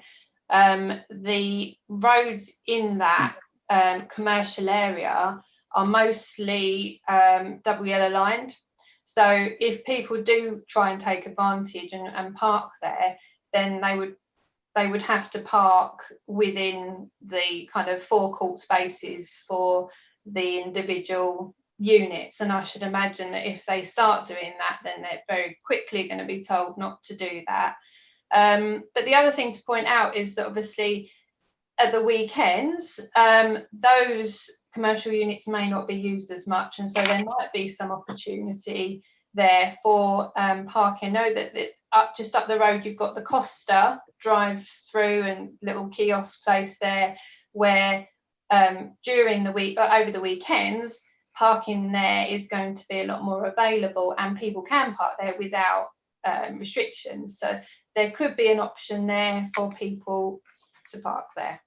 So, Thank you. sorry, just to come back on that, Chair, if I may, are we suggesting that in the absence of adequate parking enforcement, which is under huge demand in the borough at the minute, are we suggesting that we use commercial space at weekends and overnight for permanent? I don't think that's what the officer said. You asked a question about overspill, and she made the comment that there'd been no objections from any of the industrial sites, and made the observation at the weekend there is a lot of space there that could be utilised if people were to overspill. I think that's really summing up, isn't it, Emma? We're certainly not suggesting the use of that to subsidise this development site. Thank you, Chair. Thank you. Yep. Yeah. Thank you. I think Councillor Reynolds I had. Yep. I mean, I'm not that inclined to it myself to completely refuse the application. But I do wonder if the officer might be able to give us some more information about paragraph 106. It's about the fact that the site has potential for aggregate to be mined from, and that it would be under a different Kent policy about keeping it from development. Now, I know a lot of people would say, well, that's no better than building, but you can restore those sites and actually have some green usable space, which sort of might help everybody out. I just wondered if the officer, because there doesn't actually appear to be in the report a full explanation from Kent on their position on this particular site. I wonder if they're able to add anything. Yeah, I'll see if Emma can make a response, please. Yeah, sure. It's an interesting point that you've brought up, because it's only very recently that KCC have reviewed their minerals and waste local plan to clarify this issue about sites that are allocated and unallocated. Sites that are allocated, which this is because it falls within the priority area, but they have to have been considered against the minerals resource policies. And obviously at the time that the priority area was adopted, that was before the Kent Minerals and Waste Local Plan. So we do have to very carefully consider whether or not sites within our borough, if they do have potential for, and in this case it's river terrace deposits, so just that raw material for building, whether or not they should be used to extract that prior to any development happening on the site. Now, usually what would happen is if we considered that the site wasn't exempt by one of the rules in the policy, we would ask for a viability assessment to look specifically at what the potential is for that extraction on the site. But however, on this site, we've identified it as there is an exception, which is that it is a relatively small, if you look at it in terms of the land area, pocket of land that is an infill site. And so we consider that it does fall happily within that exemption, and that the KCC policy wouldn't then apply, that they have to extract the material first, or indeed that they would have to investigate it. Thank you. Well, members, we've been debating. Yeah, I'd say Councillor Moat and Councillor Armitt both indicating. I'm making the point that we've been debating this for an hour and a half. We have a positive proposal before me. I would ask, unless there are any members after these two councillors speak that wish to speak against this proposal and put a further proposal forward, I then conclude this and put this proposal to members to decide. Is that agreeable? Because otherwise we're going to go around in bringing up concerns, but no one's actually bringing a proposal forward with some material considerations to refuse. We're still concerned about the concerns that we have within the proposal to approve. Councillor Ahmed, I think you indicated first, then Councillor Moat. Thank you, Chairman. I was going to make the point that we've debated this very thoroughly for an hour and a half, but my problem is we still have a number of issues that are hanging in the air without any conclusion being made. Well, I've got those here. I was going to say... Can I go on a minute, Chairman? Sorry, I say that I'm sure some of these are going back to the officer to think about talking to the developer. Could I regretfully and sort of hand on heart say I don't like doing it, but could I suggest a deferment for the officers to take up those points with the developer, and then we can consider it as a whole, where we have positives in front of us and not maybes and mights. Thank you, Chair. Well, I've got this in my summary when I put it to them to see what members and officers feel. So I take your point, Councillor Ahmed. There are a number of points which I've got here, which I thought were positive, but it depends on what I'll see what the officer feels, and then members can make their own judgment. Councillor Moat. It's very brief, Chairman. It's just that from what I was listening with reference to neighbouring industrial estate areas, I understand, I think Mr MacArthur did say that the estates agreed access and that there were no issues. He's not allowed to respond, but if that is correct, maybe he can just stick his thumb up. Oh, there you go. Thank you. Okay. Right. Now, members, this is the difficult bit. I have a proposal that the application shall be approved, subject to a number of variations. Now, I'll go through them, and perhaps the officer will guide me as to whether, and members, as to whether you are satisfied these are substantial enough, or whether you wish it to be referred back to you to clarify and strengthen these with the applicant. I have that there shall be 4 car club spaces provided, 1 month bus pass provided, to negotiate with fast track for a bus stop at the entrance, cycling reduction to increase parking and include motorcycling, a robust management construction plan, and a built-in viability assessment after, if not built out, after 2 or 3 years. Now, those are the points that I had that I felt that members wanted included in any recommendation of approval. First of all, members, have I missed anything from that list? Councillor Moat.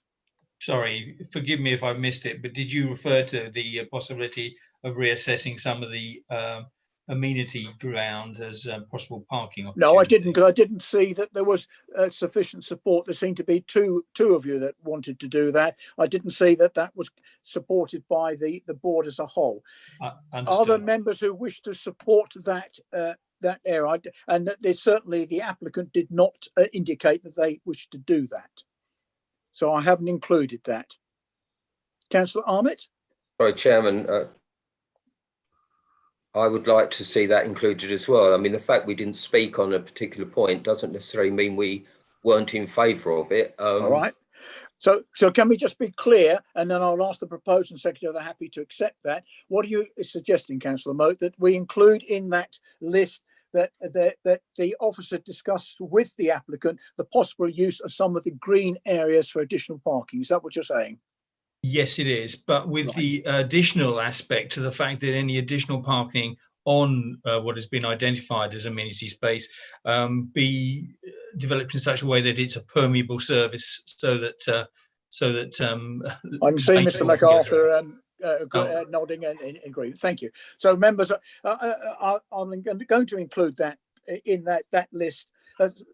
Emma, you are the case officer in this, or presenter in this case.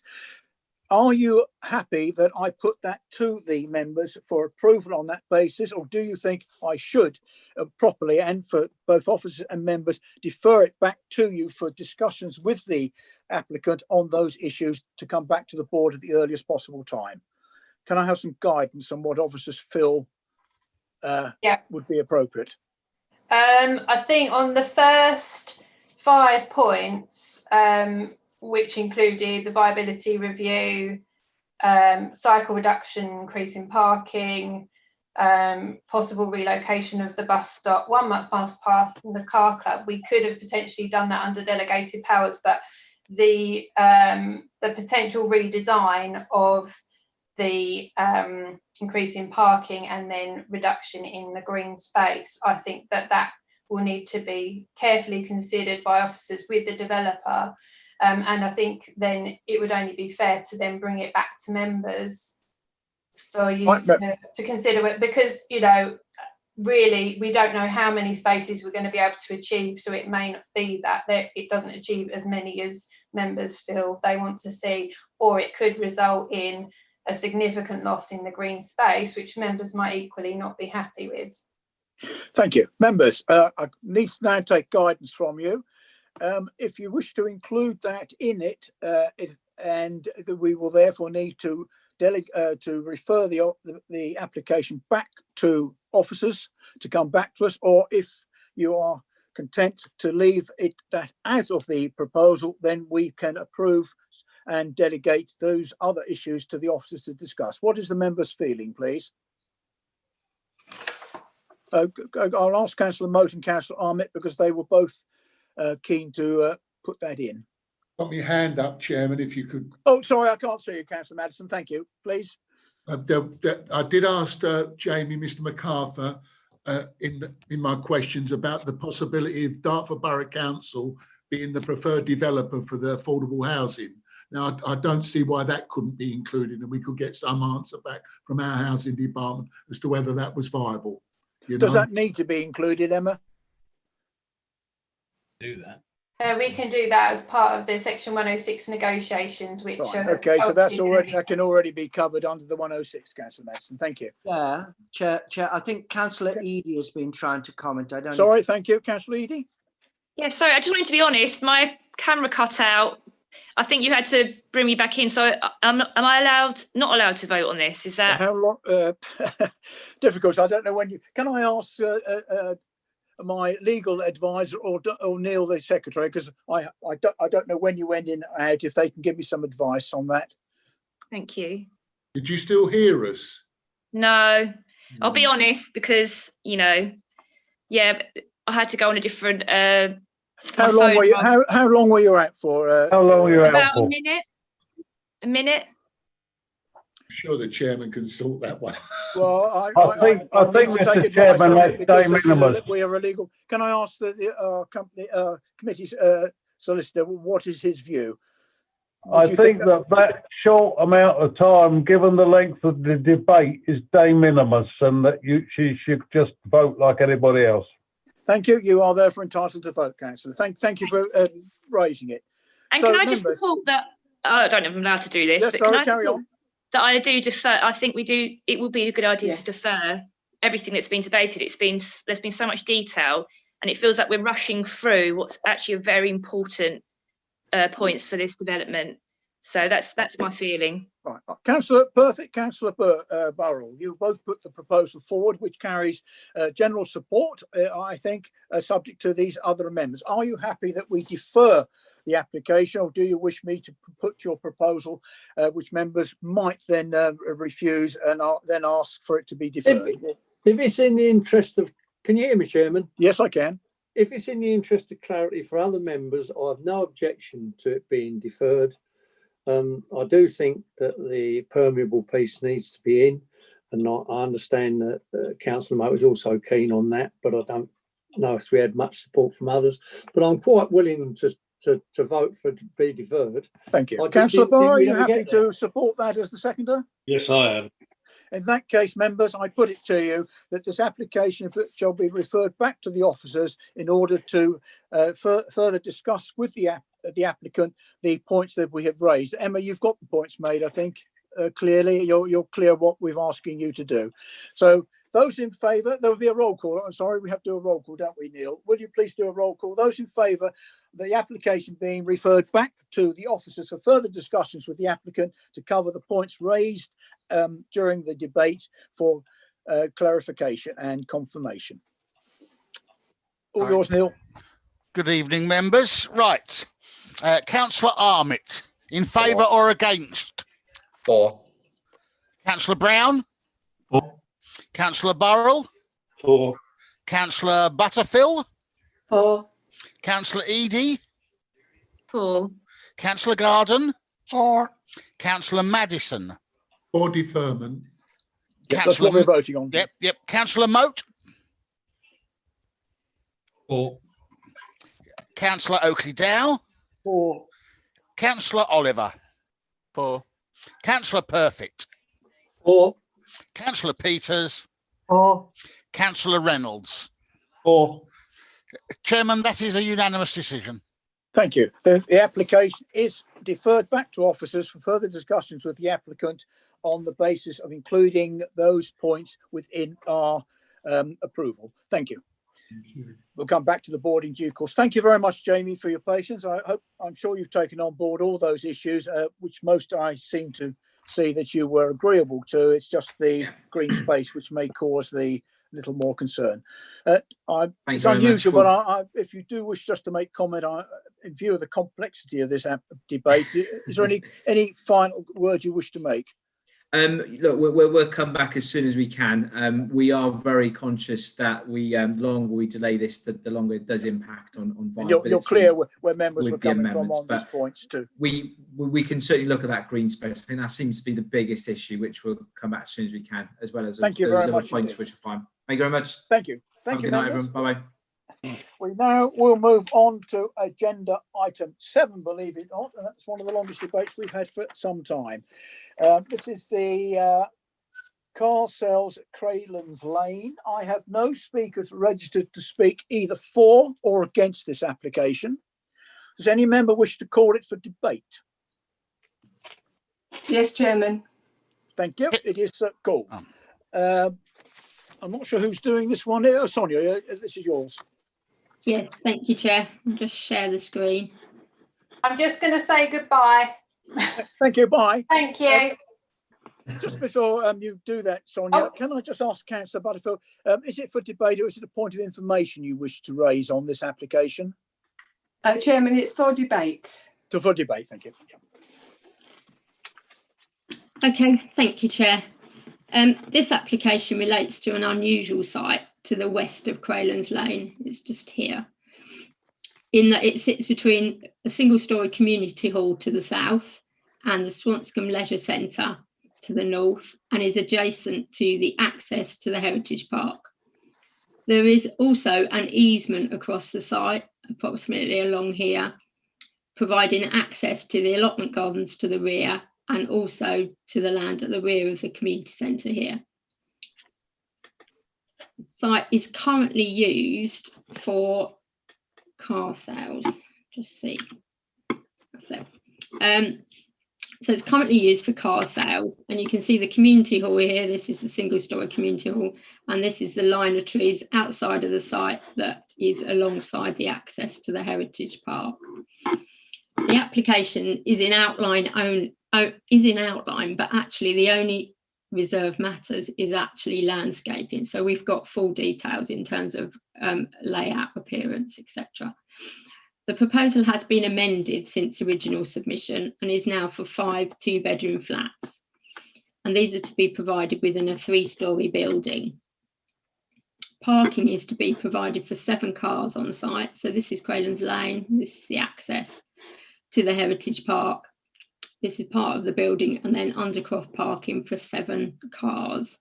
And the access to these parking spaces will also provide the right-of-way access to the allotments and to the community centre. Although the site is not identified for residential development in the current development plan, it is included on the council's brownfield land register as a site potentially capable of providing 5 dwellings. I give weight to the fact that the site is a brownfield site. In addition, it is located within a residential area with access to local facilities and public transport accessibility. These matters are assessed in detail within the agenda report, and I consider the principal development on the site complies with the objectives of planning policy with regard to infill sites. With regard to design, the linear design of the building is partly to allow for the right of access, but also serves to provide separation to the community hall. In addition, the building has been set back from Craylands Lane so that it aligns with the building frontage of the community hall and the leisure centre. Yeah, see that better on the previous plan. So you can see that the building line has been set back so that when you look down the street, it won't stick out into the road. So this ensures that the building won't be intrusive or prominent on the street scene. Although at 3 stories, the building does not reflect the traditional 2-storey development in the area. This site is very distinctive in that it sits between community buildings. It's not a uniform 3-storey block either. It's essentially 2 buildings linked by an access way in between. And the building element to the rear has reduced depth so that it actually recedes. If you were looking at it from the road, it doesn't protrude and be prominent again on the street scene. In terms of elevations, it's not evident on the 2D elevations. So this is the elevation that faces into the site towards the community centre. So it's not evident on these elevations that the building is actually articulated and so that it's set in the middle of the site. And that ensures that the building won't dominate the outlook of the adjacent community hall. At just 1.16 metres taller than the properties on the other side of the road, I do consider that the scale of the building, particularly as it is set back from the road, is acceptable. The visual impact of the building on the street, so this is a street scene view here. So you've got the community centre, the proposal, the leisure centre, all set back from the road. The visual impact of the building, as you can see there, is exaggerated as a result of its juxtaposition next to the 1-storey community hall and also the gaps between the buildings on this side of the road. However, I do not consider that the visual impact causes harm given the character of this part of the area, which would actually justify the refusal of planning permission. In terms of detail, the proposal meets the national space standards in terms of the flat sizes. However, 3 of the flats have private amenity areas. There are actually 2 of the properties without amenity areas, and this is due to the constraints of the buildable area on the site. However, given the proximity of the heritage park and close access for residents to leisure facilities and potential allotments, I consider that future residents would have direct access to alternative amenity areas and open space of a high quality, and consider that this can be balanced against the lack of private amenity space for 2 of the dwellings.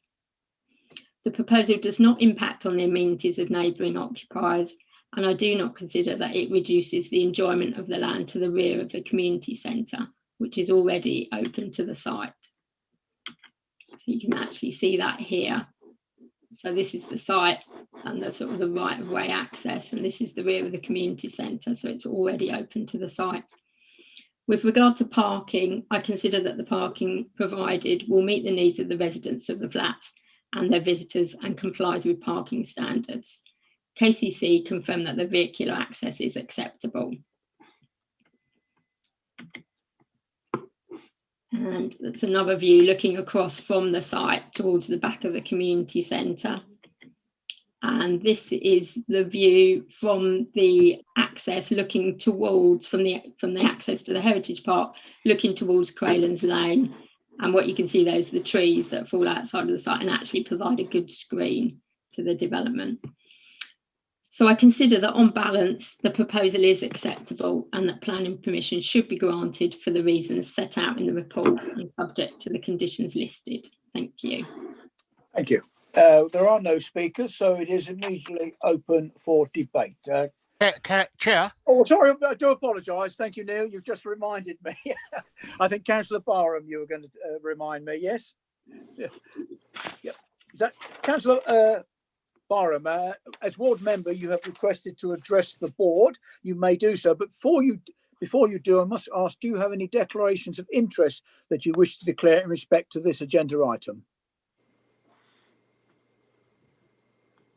Councillor Barham? Okay. Oh, there. You're on mute. No. Yes, you're okay now. Did you hear me then? Yes, I heard, Yes. and no, I haven't any interest. Right. The floor is yours. Okay. Well, thank you, Chair, for allowing me to speak on this item. The Town Council would like to strongly object to the planning application, but obviously I've got down here a bigger amount of dwellings, so now it's been reduced. So I'm a little bit stuck, really. What I'd like to get across mainly is that we've got to be mindful that it is close to an SSSI site, and in that heritage hall, which we have the Ofsted Registered Youth Service, the current proposal is not apparent for the vulnerability young people who attend, due to the constant regarding access being overlooked and noise during both development and once in use. An agreement has been made with the council for Walk-Tall and the plot holders of the allotments behind to have mixed access to the driveway, giving access to residents and visitors, because I've got 7 separate dwellings. It is likely to cause unsafe conditions. The narrow driveway would need to be shared between 7 residents, which now is 5, I understand, and visitors, pedestrians gaining access to the allotments, children and young persons, and others using the Heritage Hall, which includes a minibus access. So obviously there would be considerable traffic safety issues due to having 5 dwellings using a narrow gated access driveway onto Craylands Lane. Vehicles would have to stop in the road prior to gaining entry, causing collision risk to others, vehicles being driven along Craylands Lane. The Town Council does not believe that this narrow access way is of an apparent standard for the heavy use when added to the current level of use. Thank you. Thank you, Councillor. Can I just ask, I listened carefully to what you said. In reading the report, the site is currently occupied by a car showroom, 2-storey corrugated storage garage building and a single-storey porter cabin style with office. That must generate a fair amount of traffic. I would, in my naivety, suggest there's probably more traffic generated by current use than there would be with 5 houses. What evidence do you put forward to suggest that the 5 residential properties with probably 5 cars would cause more traffic generation than there's already permitted on the site? I'm a bit bewildered by that statement. Well, at the moment, it is only the Heritage Hall that being used. We don't actually, nobody uses the rest of it at all. So all it is just. So you're basing it just on the Heritage Hall? Hall is using the Heritage Hall, yes. Then I would remind members, and I'm sure the officer will correct me if I'm incorrect. We have to bear in mind what the use could be there, and weigh it up against the use that could be used if they so wish to do it, as against the proposed use. Am I right in that, Sonia? Yes, and that is the existing car use. You can see from the photos that I put up on the. I just wanted to clarify it for members. That was all. Thank you. Yeah. Thank you.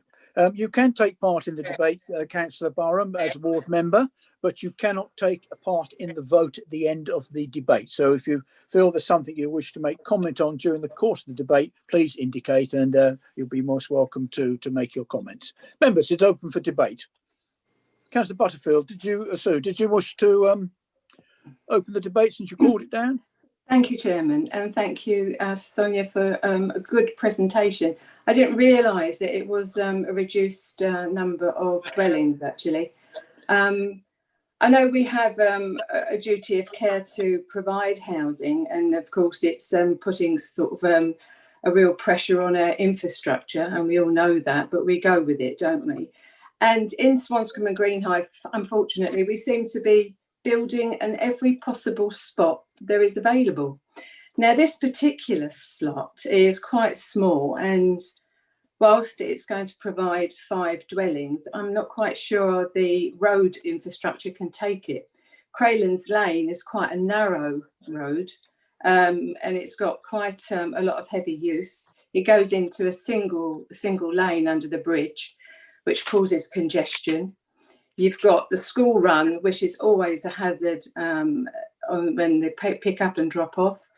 And I just wondered whether or not this has really been considered fully, because the Town Council have put forward 16 points that they feel really do need to be considered by the Development Control Board. And I just wondered whether or not, Sonia, you could just clarify that for us, please. Yes, certainly any representation is considered, and certainly the points made by the Town Council were sort of valid concerns and have been considered. And this application has been looked at by Kent County Council in detail, and their view is that actually the access is acceptable. There's acceptable sight lines. It's on a point of the road that's wide enough to enable access to the site. It's 5 dwellings. It will be very difficult for us, I think, to find a reason for refusal of the impact of 5 additional dwellings, when actually the comings and goings from a car sales, the existing car sales, is probably in excess of the movements already that will be generated by the 5 residential properties. Thank you, Sonia. Chairman, can I continue? Yes, of course. I've got a few bits I'd like to sort of share with everyone. Get it off your chest, you can as they say. understand that, can't you? Okay, so all right, so I understand the response from Sonia, and all fair dues on that. But adjacent to this development is a triple SI site, which is of international interest. It's the Heritage Park, which actually stands very proud in the centre of Swanscombe, and it's a place there where people go quite a lot and love to go because it's so important. Now, I just wondered if more could be done around the archaeology of this, in that when there is an inspection by the development looking at the archaeology and all the environmental issues, that they could actually be more open and communicate with the Town Council more, so that we can actually get some understanding. And can we put that in the conditions if the board agree that? And can we do something to assist there, Sonia? Or is... Well, what happens is they do the investigation, so it'd be active investigation on site, because it is, as you say, it's such an important area geologically. So there will be inevitably investigations on site, and that will be monitored. And the results of that, they have to do an evaluation report, which gets sent to us as a council, and it also gets sent to KCC, and they then put it as part of their register, and it can take some time because they have to analyse the findings. Certainly, I mean, we wouldn't normally share that with the Town Council. I can certainly put it on as an informative and make a note on the file. It depends when that report comes in, but we can try and make sure that it does go to the Town Council. I think probably when it's been further analysed by KCC later on, that's probably when actually the information might be more useful to the Town Council. So I can certainly flag it up with KCC Archaeology as well, that you're interested to see anything that comes in on sites in this area. Thank you. Is that Thank helpful, you. Councillor? Yes, it is. I say that because Gilbert's Close, they're building there. They found some pottery, and that was quite a find. And even at Knockall Primary School, when we built our extension, we found some flint. So we do live in a very unique town, and we don't want to lose our uniqueness. And so we want to work together to make it even more special. So you can understand our passion about this.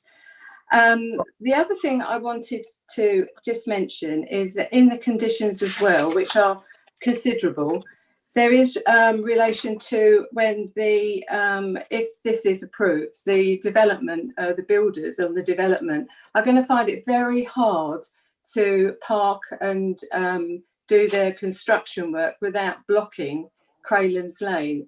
And I know they have to do a method statement, etc.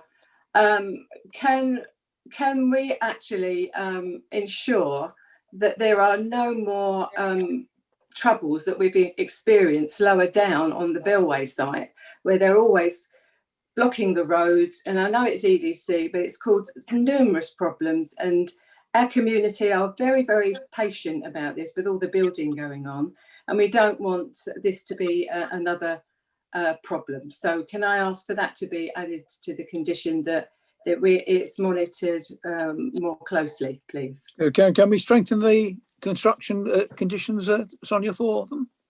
Condition 11 does already ask that they submit details of parking of vehicles of site operatives and visitors. I think that the issue we have in controlling it is that people can park legally on an adopted highway, and actually we can't stop that. But I think what we could ask for is that they submit details of management of how they would deter.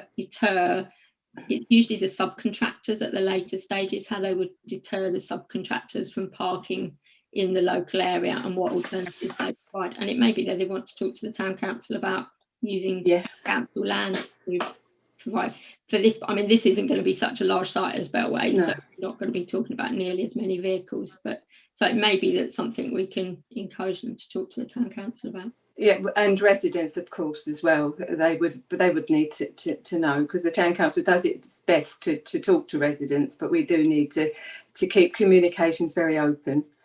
And finally, the shared access to the development, and it goes down to the allotment site.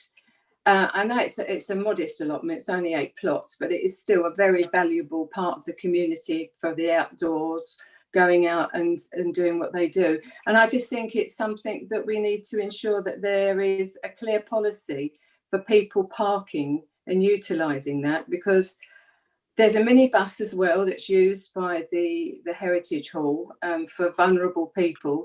They do a very good job in there. So is there any policy, anything we can do to make that work a bit better? I don't know really. I'm over to you on that, Sonia.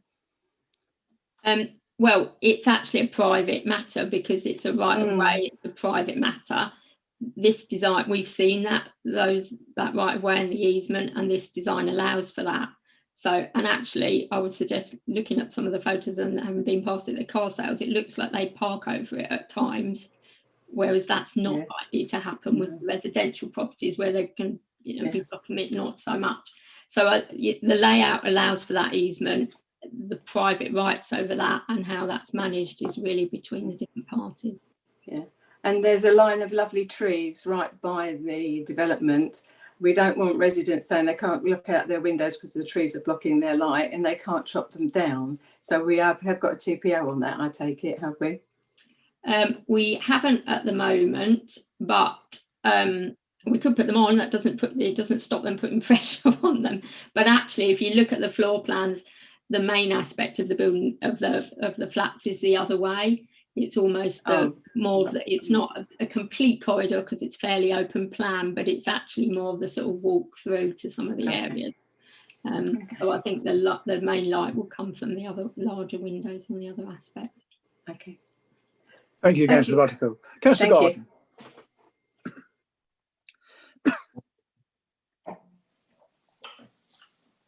You're on mute, Councillor. as usual. Yeah, Councillor Barham mentioned a gated access onto this particular site. It doesn't seem to be consistent with the photographs I've seen. Could you please explain on that point?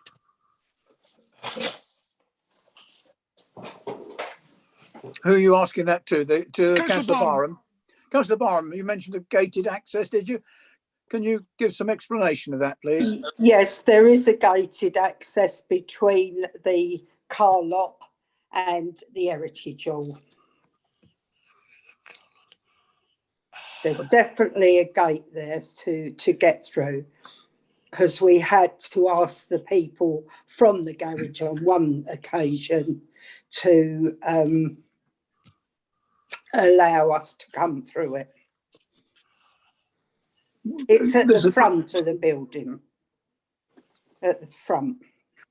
So what you're looking at now, it's if you come the other out side of the there. building. Yeah, you come out of there. But that wouldn't affect the application site, would it, Sonia? Yes, because that is the walkway actually, for the people to be going to the Heritage Hall, to the allotments and to these new builds if they go ahead. So what you can see on here is there's no gate across that, and because of the easement, again, it comes back to private rights. I think it would be difficult for them to do that without obstructing that easement, but we could put a condition on that there is no gate to that access, just to be sure. Would that be helpful, Councillor? Well, yes, because obviously if there's a gate, it means it's going to hold up traffic while people are trying to enter and come out of it. Thank you. Well, if members are minded to approve, Sonia, perhaps you could bear that in mind and put that on. Did you say as a condition? Yes, we can do that. Yeah. Thank you. Okay, thank you. Thank you Any much. other member? Yes, can I please continue, Chair? Yeah, sorry, Councillor. Just made that one. We're actually down, Chair. Thank you. I note Councillor Butterfield's concern over construction material, and therefore, can we have a condition that the construction vehicles are actually on site during the time of the building? Condition 11. Can we strengthen that one? I think that would be a very difficult one to enforce all the time, because construction vehicles moving into the site, delivering, that's part of the management that we would require them to. Yeah. But for us to enforce it all the time, as you know, they could be waiting while they get into the site, while something's happening. Understood. Point made. I'd like to support Councillor Butterfield on the TPO. I think most people know my thing about trees. And certainly this is something which I think is essential in that area. So is there a condition possible that a TPO is to be provided, or is that a separate issue? It is a separate issue because the trees are not within the site, so they're not at risk from the development because the developer can't carry out any works to them. The trees are presumably in the ownership of the town council as they're part of the access to the heritage park. So actually they're protected by the town council. Yep. So perhaps this is the town council's objective now. If they wish to make sure they're there, that they should raise a TPO and have it assessed and job done. Is that not correct? That's the short of it. Yes, it's for the town council to protect their own trees. Up to Councillor Butterfield to do that. Yeah, no, she's nodding in agreement. Did I have somebody else? Oh, two final points for me, please. Yep. Can I have two final points here? Yes. With the building being set back to provide good visibility, I am very glad to see that. But who's responsible for maintaining that? Just concerned it becomes a waste ground and it detracts from the quality of the area. That is part of the scheme. It's part of the landscape scheme, so it will be maintained, required to be maintained as part of the application site. Is there a condition there for it to be maintained? Should be a landscaping condition. Didn't notice that, but I may just have missed it.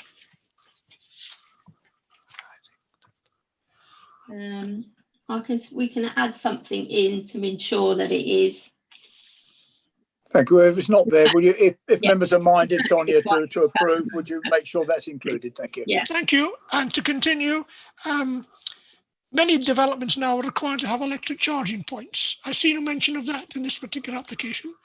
If we feel that it's not appropriate to have a point there, can we actually have the cabling, the ducting put in to allow that to happen in the future? We've got to bear in mind that in 10 years' time, everybody will be driving electric cars. Condition 14 covers electric vehicle charging points. That's it. My apologies, I missed that. Yeah. Yep. Lastly, we've had discussions about the refuge and the distance from logical places.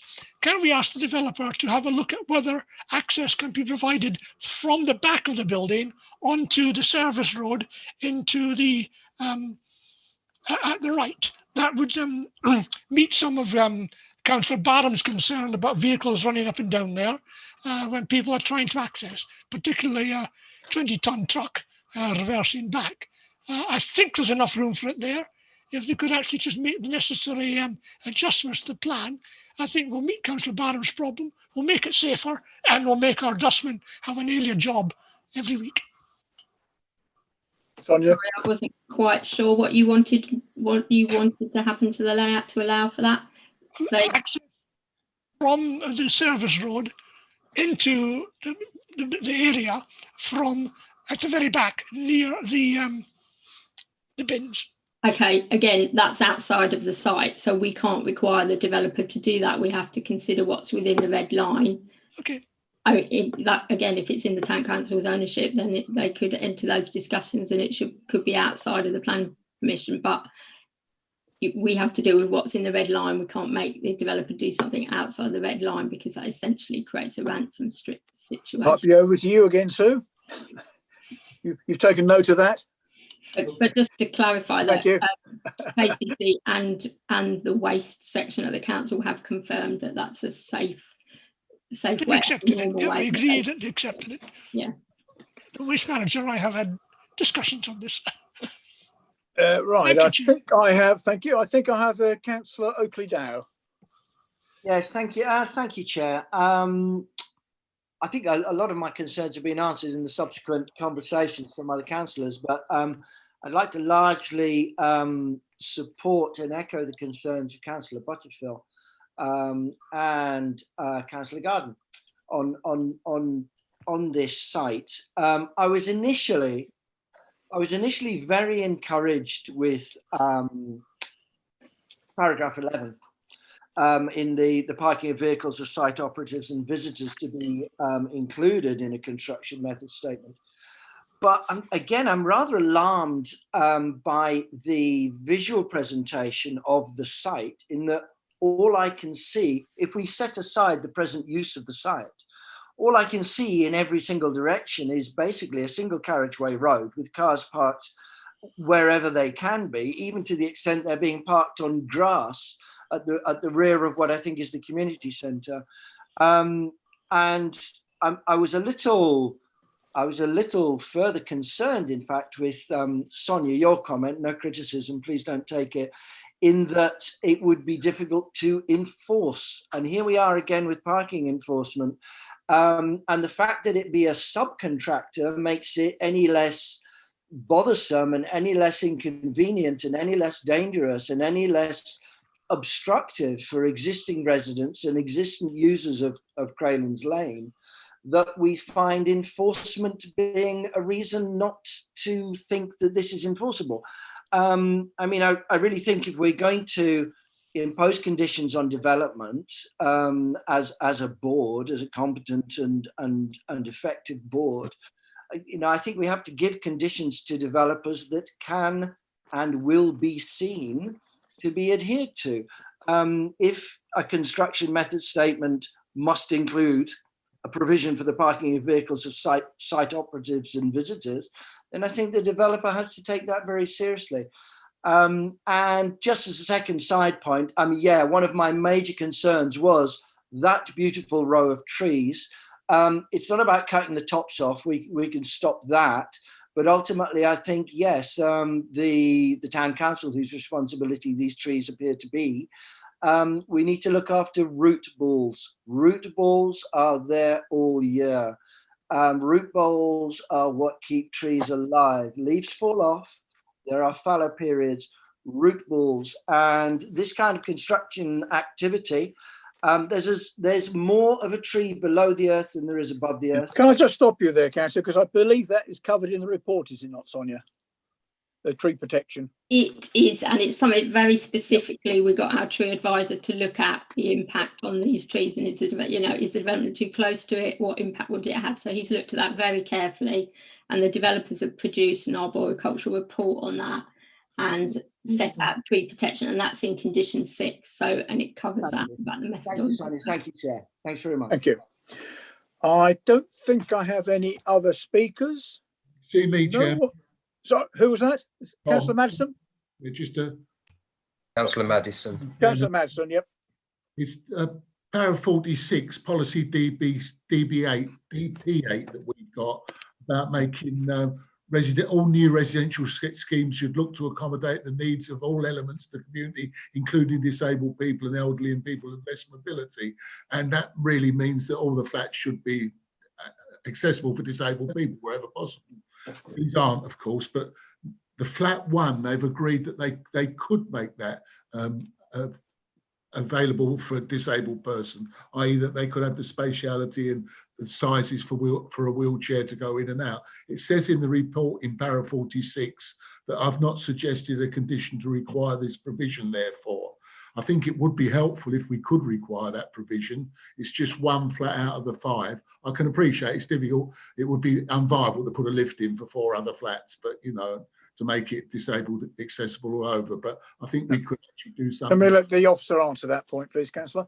The reference there is to the condition requiring it to meet M43 requirements, which is a building regulation requirement. So what happens is the building regulation can enforce wheelchair accessible or adaptable dwellings where we put a condition on. So we do that on lots of developments, but we can't put a condition on if we know it's not achievable.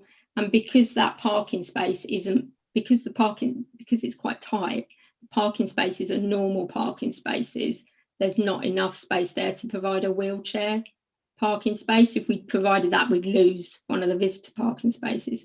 So without that parking space, it wouldn't meet the building regulation requirements. So yes, certainly the flat is of a space and a design that would allow for that, but it wouldn't meet the building regulation requirements. So we couldn't put that condition on because it wouldn't be enforceable, and we knowingly put it on that actually it can't be complied with.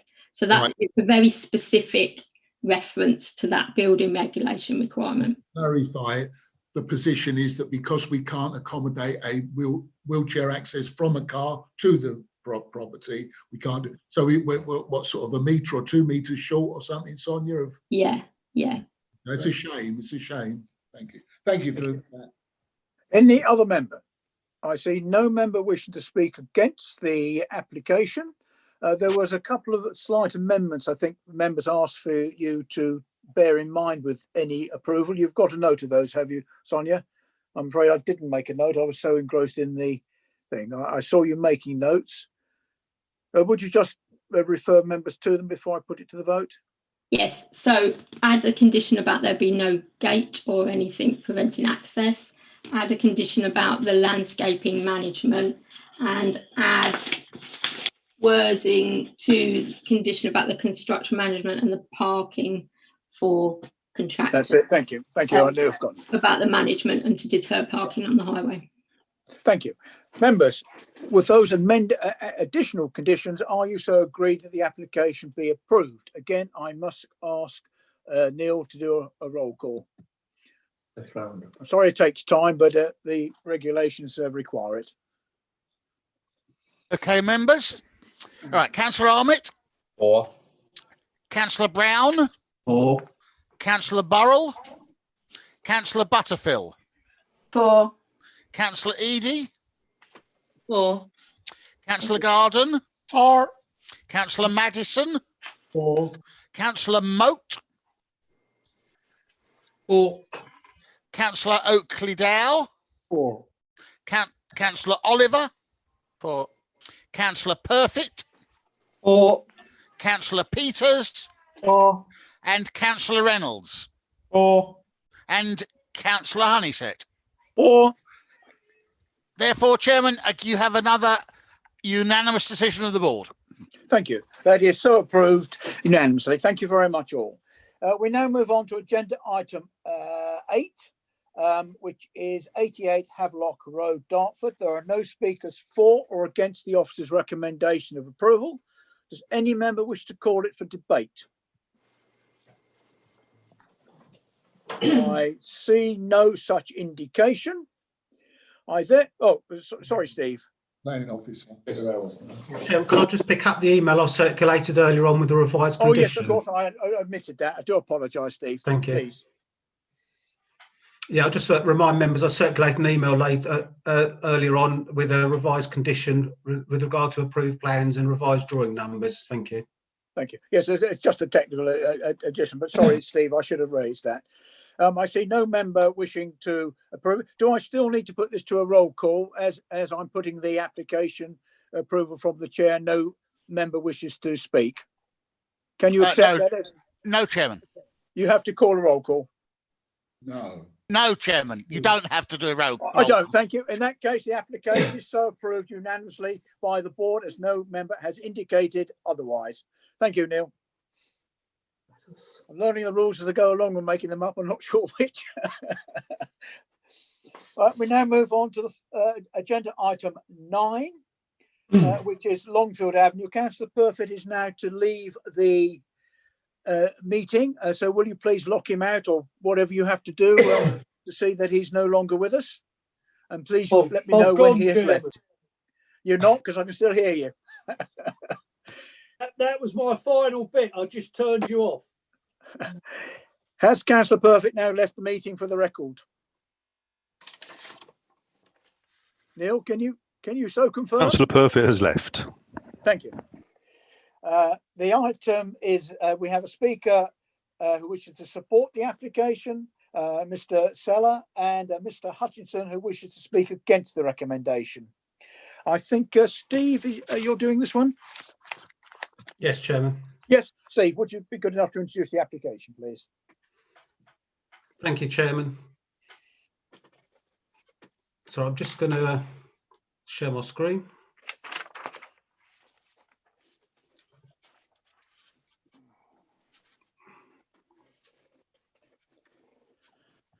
Sorry, it's not showing me the right documents to share, although they're on my screen. It's not giving me the option to share.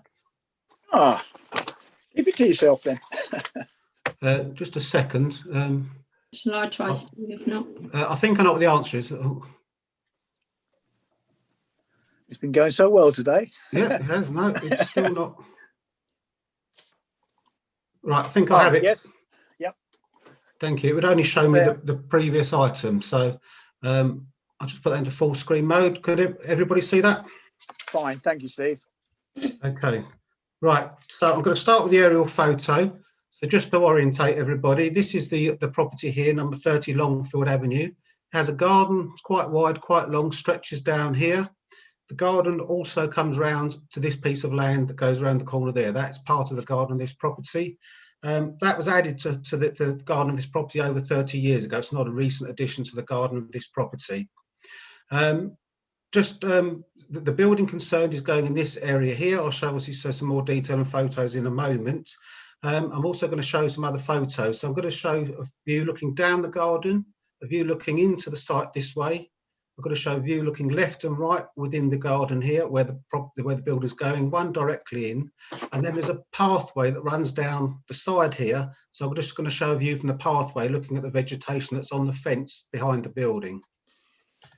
So this is the first photo looking down the garden. So the main garden's in front of us and to our right, and then the extra piece of land is accessed through this area here. So the building will go in behind here. So further looking into the area, this is just a bit closer photo here. So you can see the fence on the right-hand side of the building. There's a further fence on the left going there. or existing fence, sorry. So this is looking at the site as it is now. There's a lot of like scrub on the ground at the moment. So I'm just going to show a couple more photos, one looking to the left and then one looking on this side to the right, just to show the fencing that separates the application site from the adjoining properties. So this is looking to the left, you've got some, say, scrub on the ground, and then you've got existing fencing with trellis work above on the left-hand side. And then on the right-hand side, you've got gravel boards, fencing and trellis above. At the bottom of the garden here, you've got the footpath behind and the existing vegetation at that point there. And then this is a photo taken from in the footpath, looking back at that fence. So you've got the vegetation here on the right-hand side, and the footpath continues up to the left here. So just picking up on the plan, it's a little bit faint, but I think you can hopefully see that on the screen. This area here, sorry, if I start with the site plan here, so you've going to got the house, the garden, and then this piece of land here where the building's going. So this area here of the drawing shows an enlarged view of that part. So you've got the boundary at the rear behind the shed, angles away.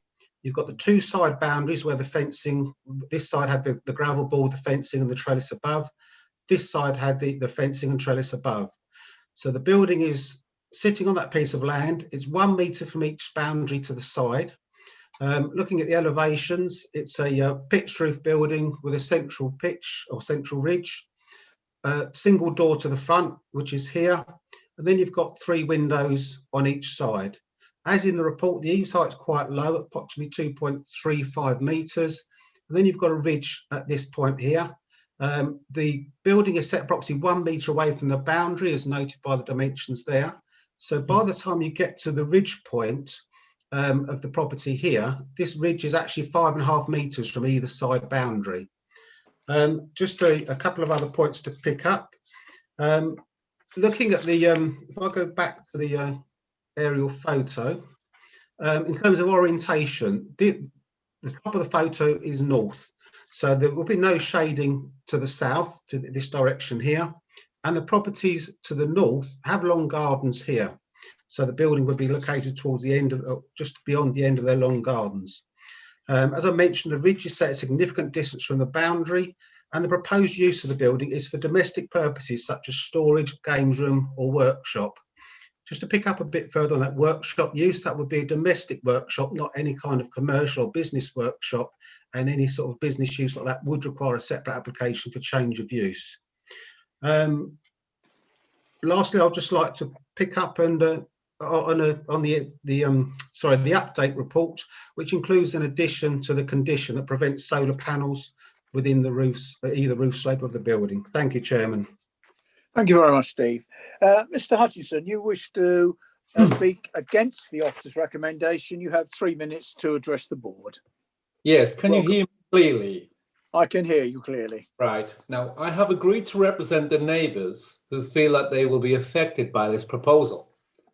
We do not object in principle to the proposed building. However, we do object to the proposed size, which appears excessive for its planned use. Having read the report recommending approval of the proposed building, we wish to make the following comments. The proposal, item 3, and key issues, item 17, the building is shown as having floor space of some 99 square meters at ground floor only. A pitched roof of 5.7 meters high, therefore, seems unnecessarily excessive. Comments, key issues. Impact on neighbouring amenity, item 18. The building is not of a scale and form appropriate to that of the site's context. This building will dominate the site in size and is out of character with the rest of the site in that it is scaled similar to our residential building, which seems excessive for the purpose of a single-storey garden storage facility. Items 20, 21 and 23. The proximity of the building to the neighbouring properties, in particular 19C Deerhurst, which is located just 16 metres south, directly south from the proposed building, and Firsbank, some 3 metres from the from the west boundary would be detrimental in terms of noise, disturbance and overshadowing, overbearing presence and loss of daylight, and would probably result in property devaluation. Item 24. Given the proposed roof height, it would be clearly visible to all adjacent properties, but in particular First Bank and White Lodge, which are situated in Poplar Close, and 19C Deerhurst, despite the existing lower level hedging, the lower level than the pitched roof. Item 25, concerns related to noise and disturbance have not been properly addressed. References are made to garden storage purposes, but no mention of its general usage, frequency of use via a large industrial style door, etc. Indeed, the size, design and scale of the building is more in line with that of a commercial workshop, or residential building. Finally, general safety. Considering the size, scale and location of the building with little or no means of vehicle access, no mention of fire safety has been made. This is a major concern given the size of the building and its close proximity to the neighbouring boundaries. Finally, to reiterate, we do not object in principle to the proposal to erect the building on this site. However, we do object to the proposed size and in particular roof height. Thank you very much for letting me speak. Thank you, Mr. Hutchinson. Mr. Seller, you wish to speak in support of the application? Yes, thank you, Councillor.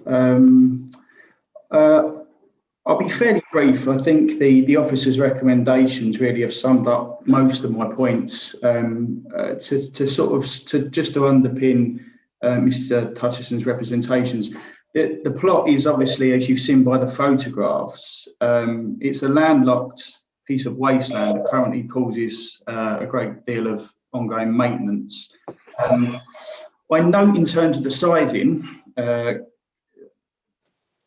the comments that have been made around the sizing, if you can see by the plot is actually reducing the size of any building now would serve no purpose in my opinion whatsoever, as the planning's been put in respectfully with consideration to the local residents. We've considered it greatly. In fact, the point of putting a pitched roof with a pan-tiled roof as opposed to a tin roof or something that must of less cost was considered, but obviously aesthetically that wouldn't have been very pleasing to the neighbours.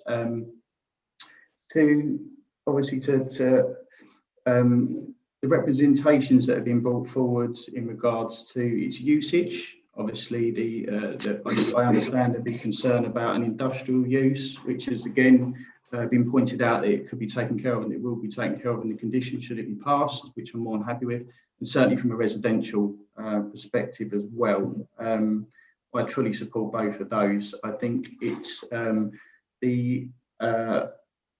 think, and really to be fair, I think most of the other representations, I think, around the sizing of it, or my counter would be to make it a smaller, all that this is going to infer is that I've got more ground to maintain that's of no use whatsoever to anybody. In regards to the noise elements, there proposes to be no noise down there, so I don't see that as a problem. The daylight considerations and sunlight, as I say, it's a south-facing elevation. It poses no risk or no problem to daylight or to sunlight. The other elements around the door, if that was the condition, I'll change the door. That's not a problem. Everything else I don't really see as anything else to comment on. And I'll leave it there. Thank you very much. Thank you very much. Members, you have the opportunity to put questions of information or clarification to the speakers if you so wish. Councillor Garden.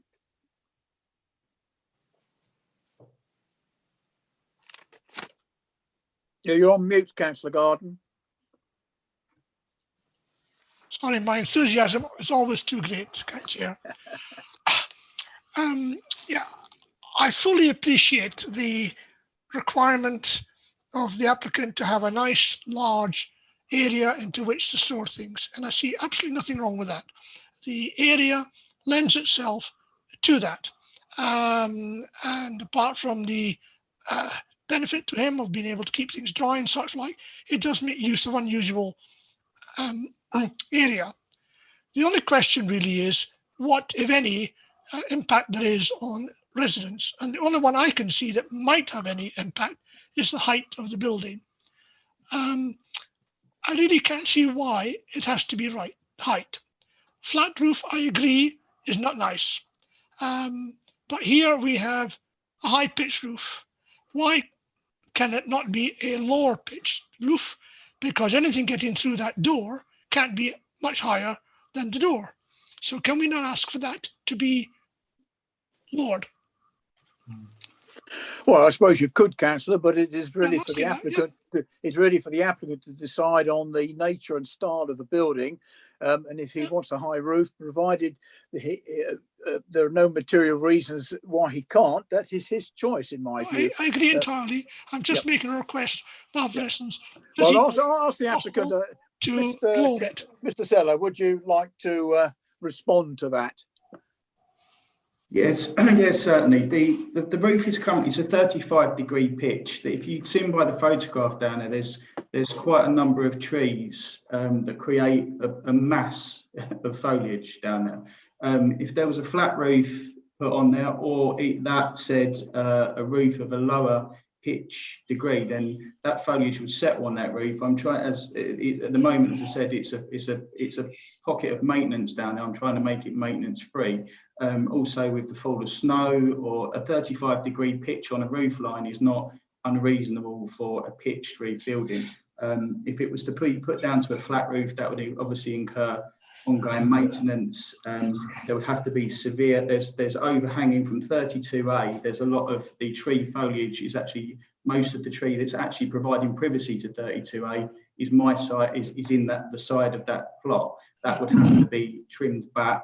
And also to note that actually one of the representations is that 32A did actually mention that a flat roof would actually appear even worse. So to lower the pitch of the roof at the expense of putting that on wouldn't really be a viable option. Yeah, I think really flat roof is wrong, but I just think a lower pitch could well be advantageous with respect to the impact of your neighbours. Thanks, Chair. Thank you. Any other member? I see no other member indicating. In that case, thank you to both speakers. If you would turn your mics on to mute, as you can no longer take part in the debate. Members, it is now open for debate. Councillor Armitt. Sorry, thank you, Chairman. Could I just ask Steve to, for Mr. Hutchinson's benefit, he raised the question of noise. Could you, Steve, confirm that that would be an environmental health issue, and reference, if there was any noise, should be made to the officer of Dartford Borough Council? Yeah, just to pick up again on that question of a workshop use, which is mentioned on the drawing. Anyone within their own shed can use it as their own workshop for, say, repairing their own mower or whatever they want to do. If you used it for commercial purposes, that would require a separate change of use application. But coming back to your own personal use, whilst you can do that without a change of use application, if the noise was so bad that people needed to complain, that would be an environmental health issue they could complain about, even if it was domestic work that was going on. It just happened to be particularly noisy. Thank you. Any other member? I see no members indicating. I therefore put to you that the application shall be approved in accordance with the officer recommendation and conditions. As no member, as the previous one, wishes to object or bring it down, I can, I think, legally say the application is so approved. Am I in order, Mr. Committee Secretary? Sorry, Neil. Steve, did you want to say something?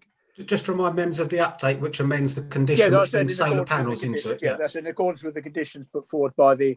Thank you for just clarifying that. Neil, am I happy with that again? Or Duncan? Chairman, as you have had some discussion, and you have had speakers. I think a recorded vote would be a better issue in this case. In that case, will you please do so? Right. Councillor Armitt. For. Councillor Brown. For. Councillor Burrell.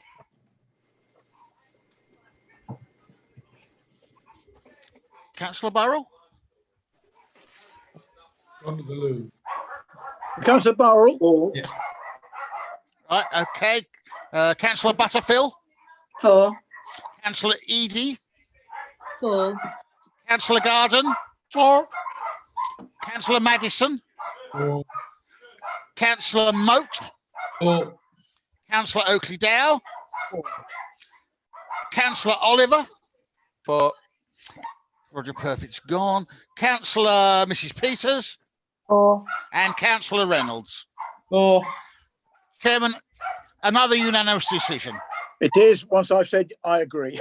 Yes, sir. It is so approved. Thank you to both speakers.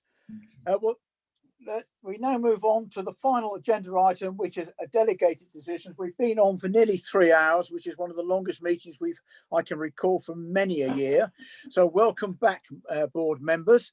I'm not sure it was such a good idea. Do you so note the delegated decisions? Yeah. They are so noted. Thank you very much indeed.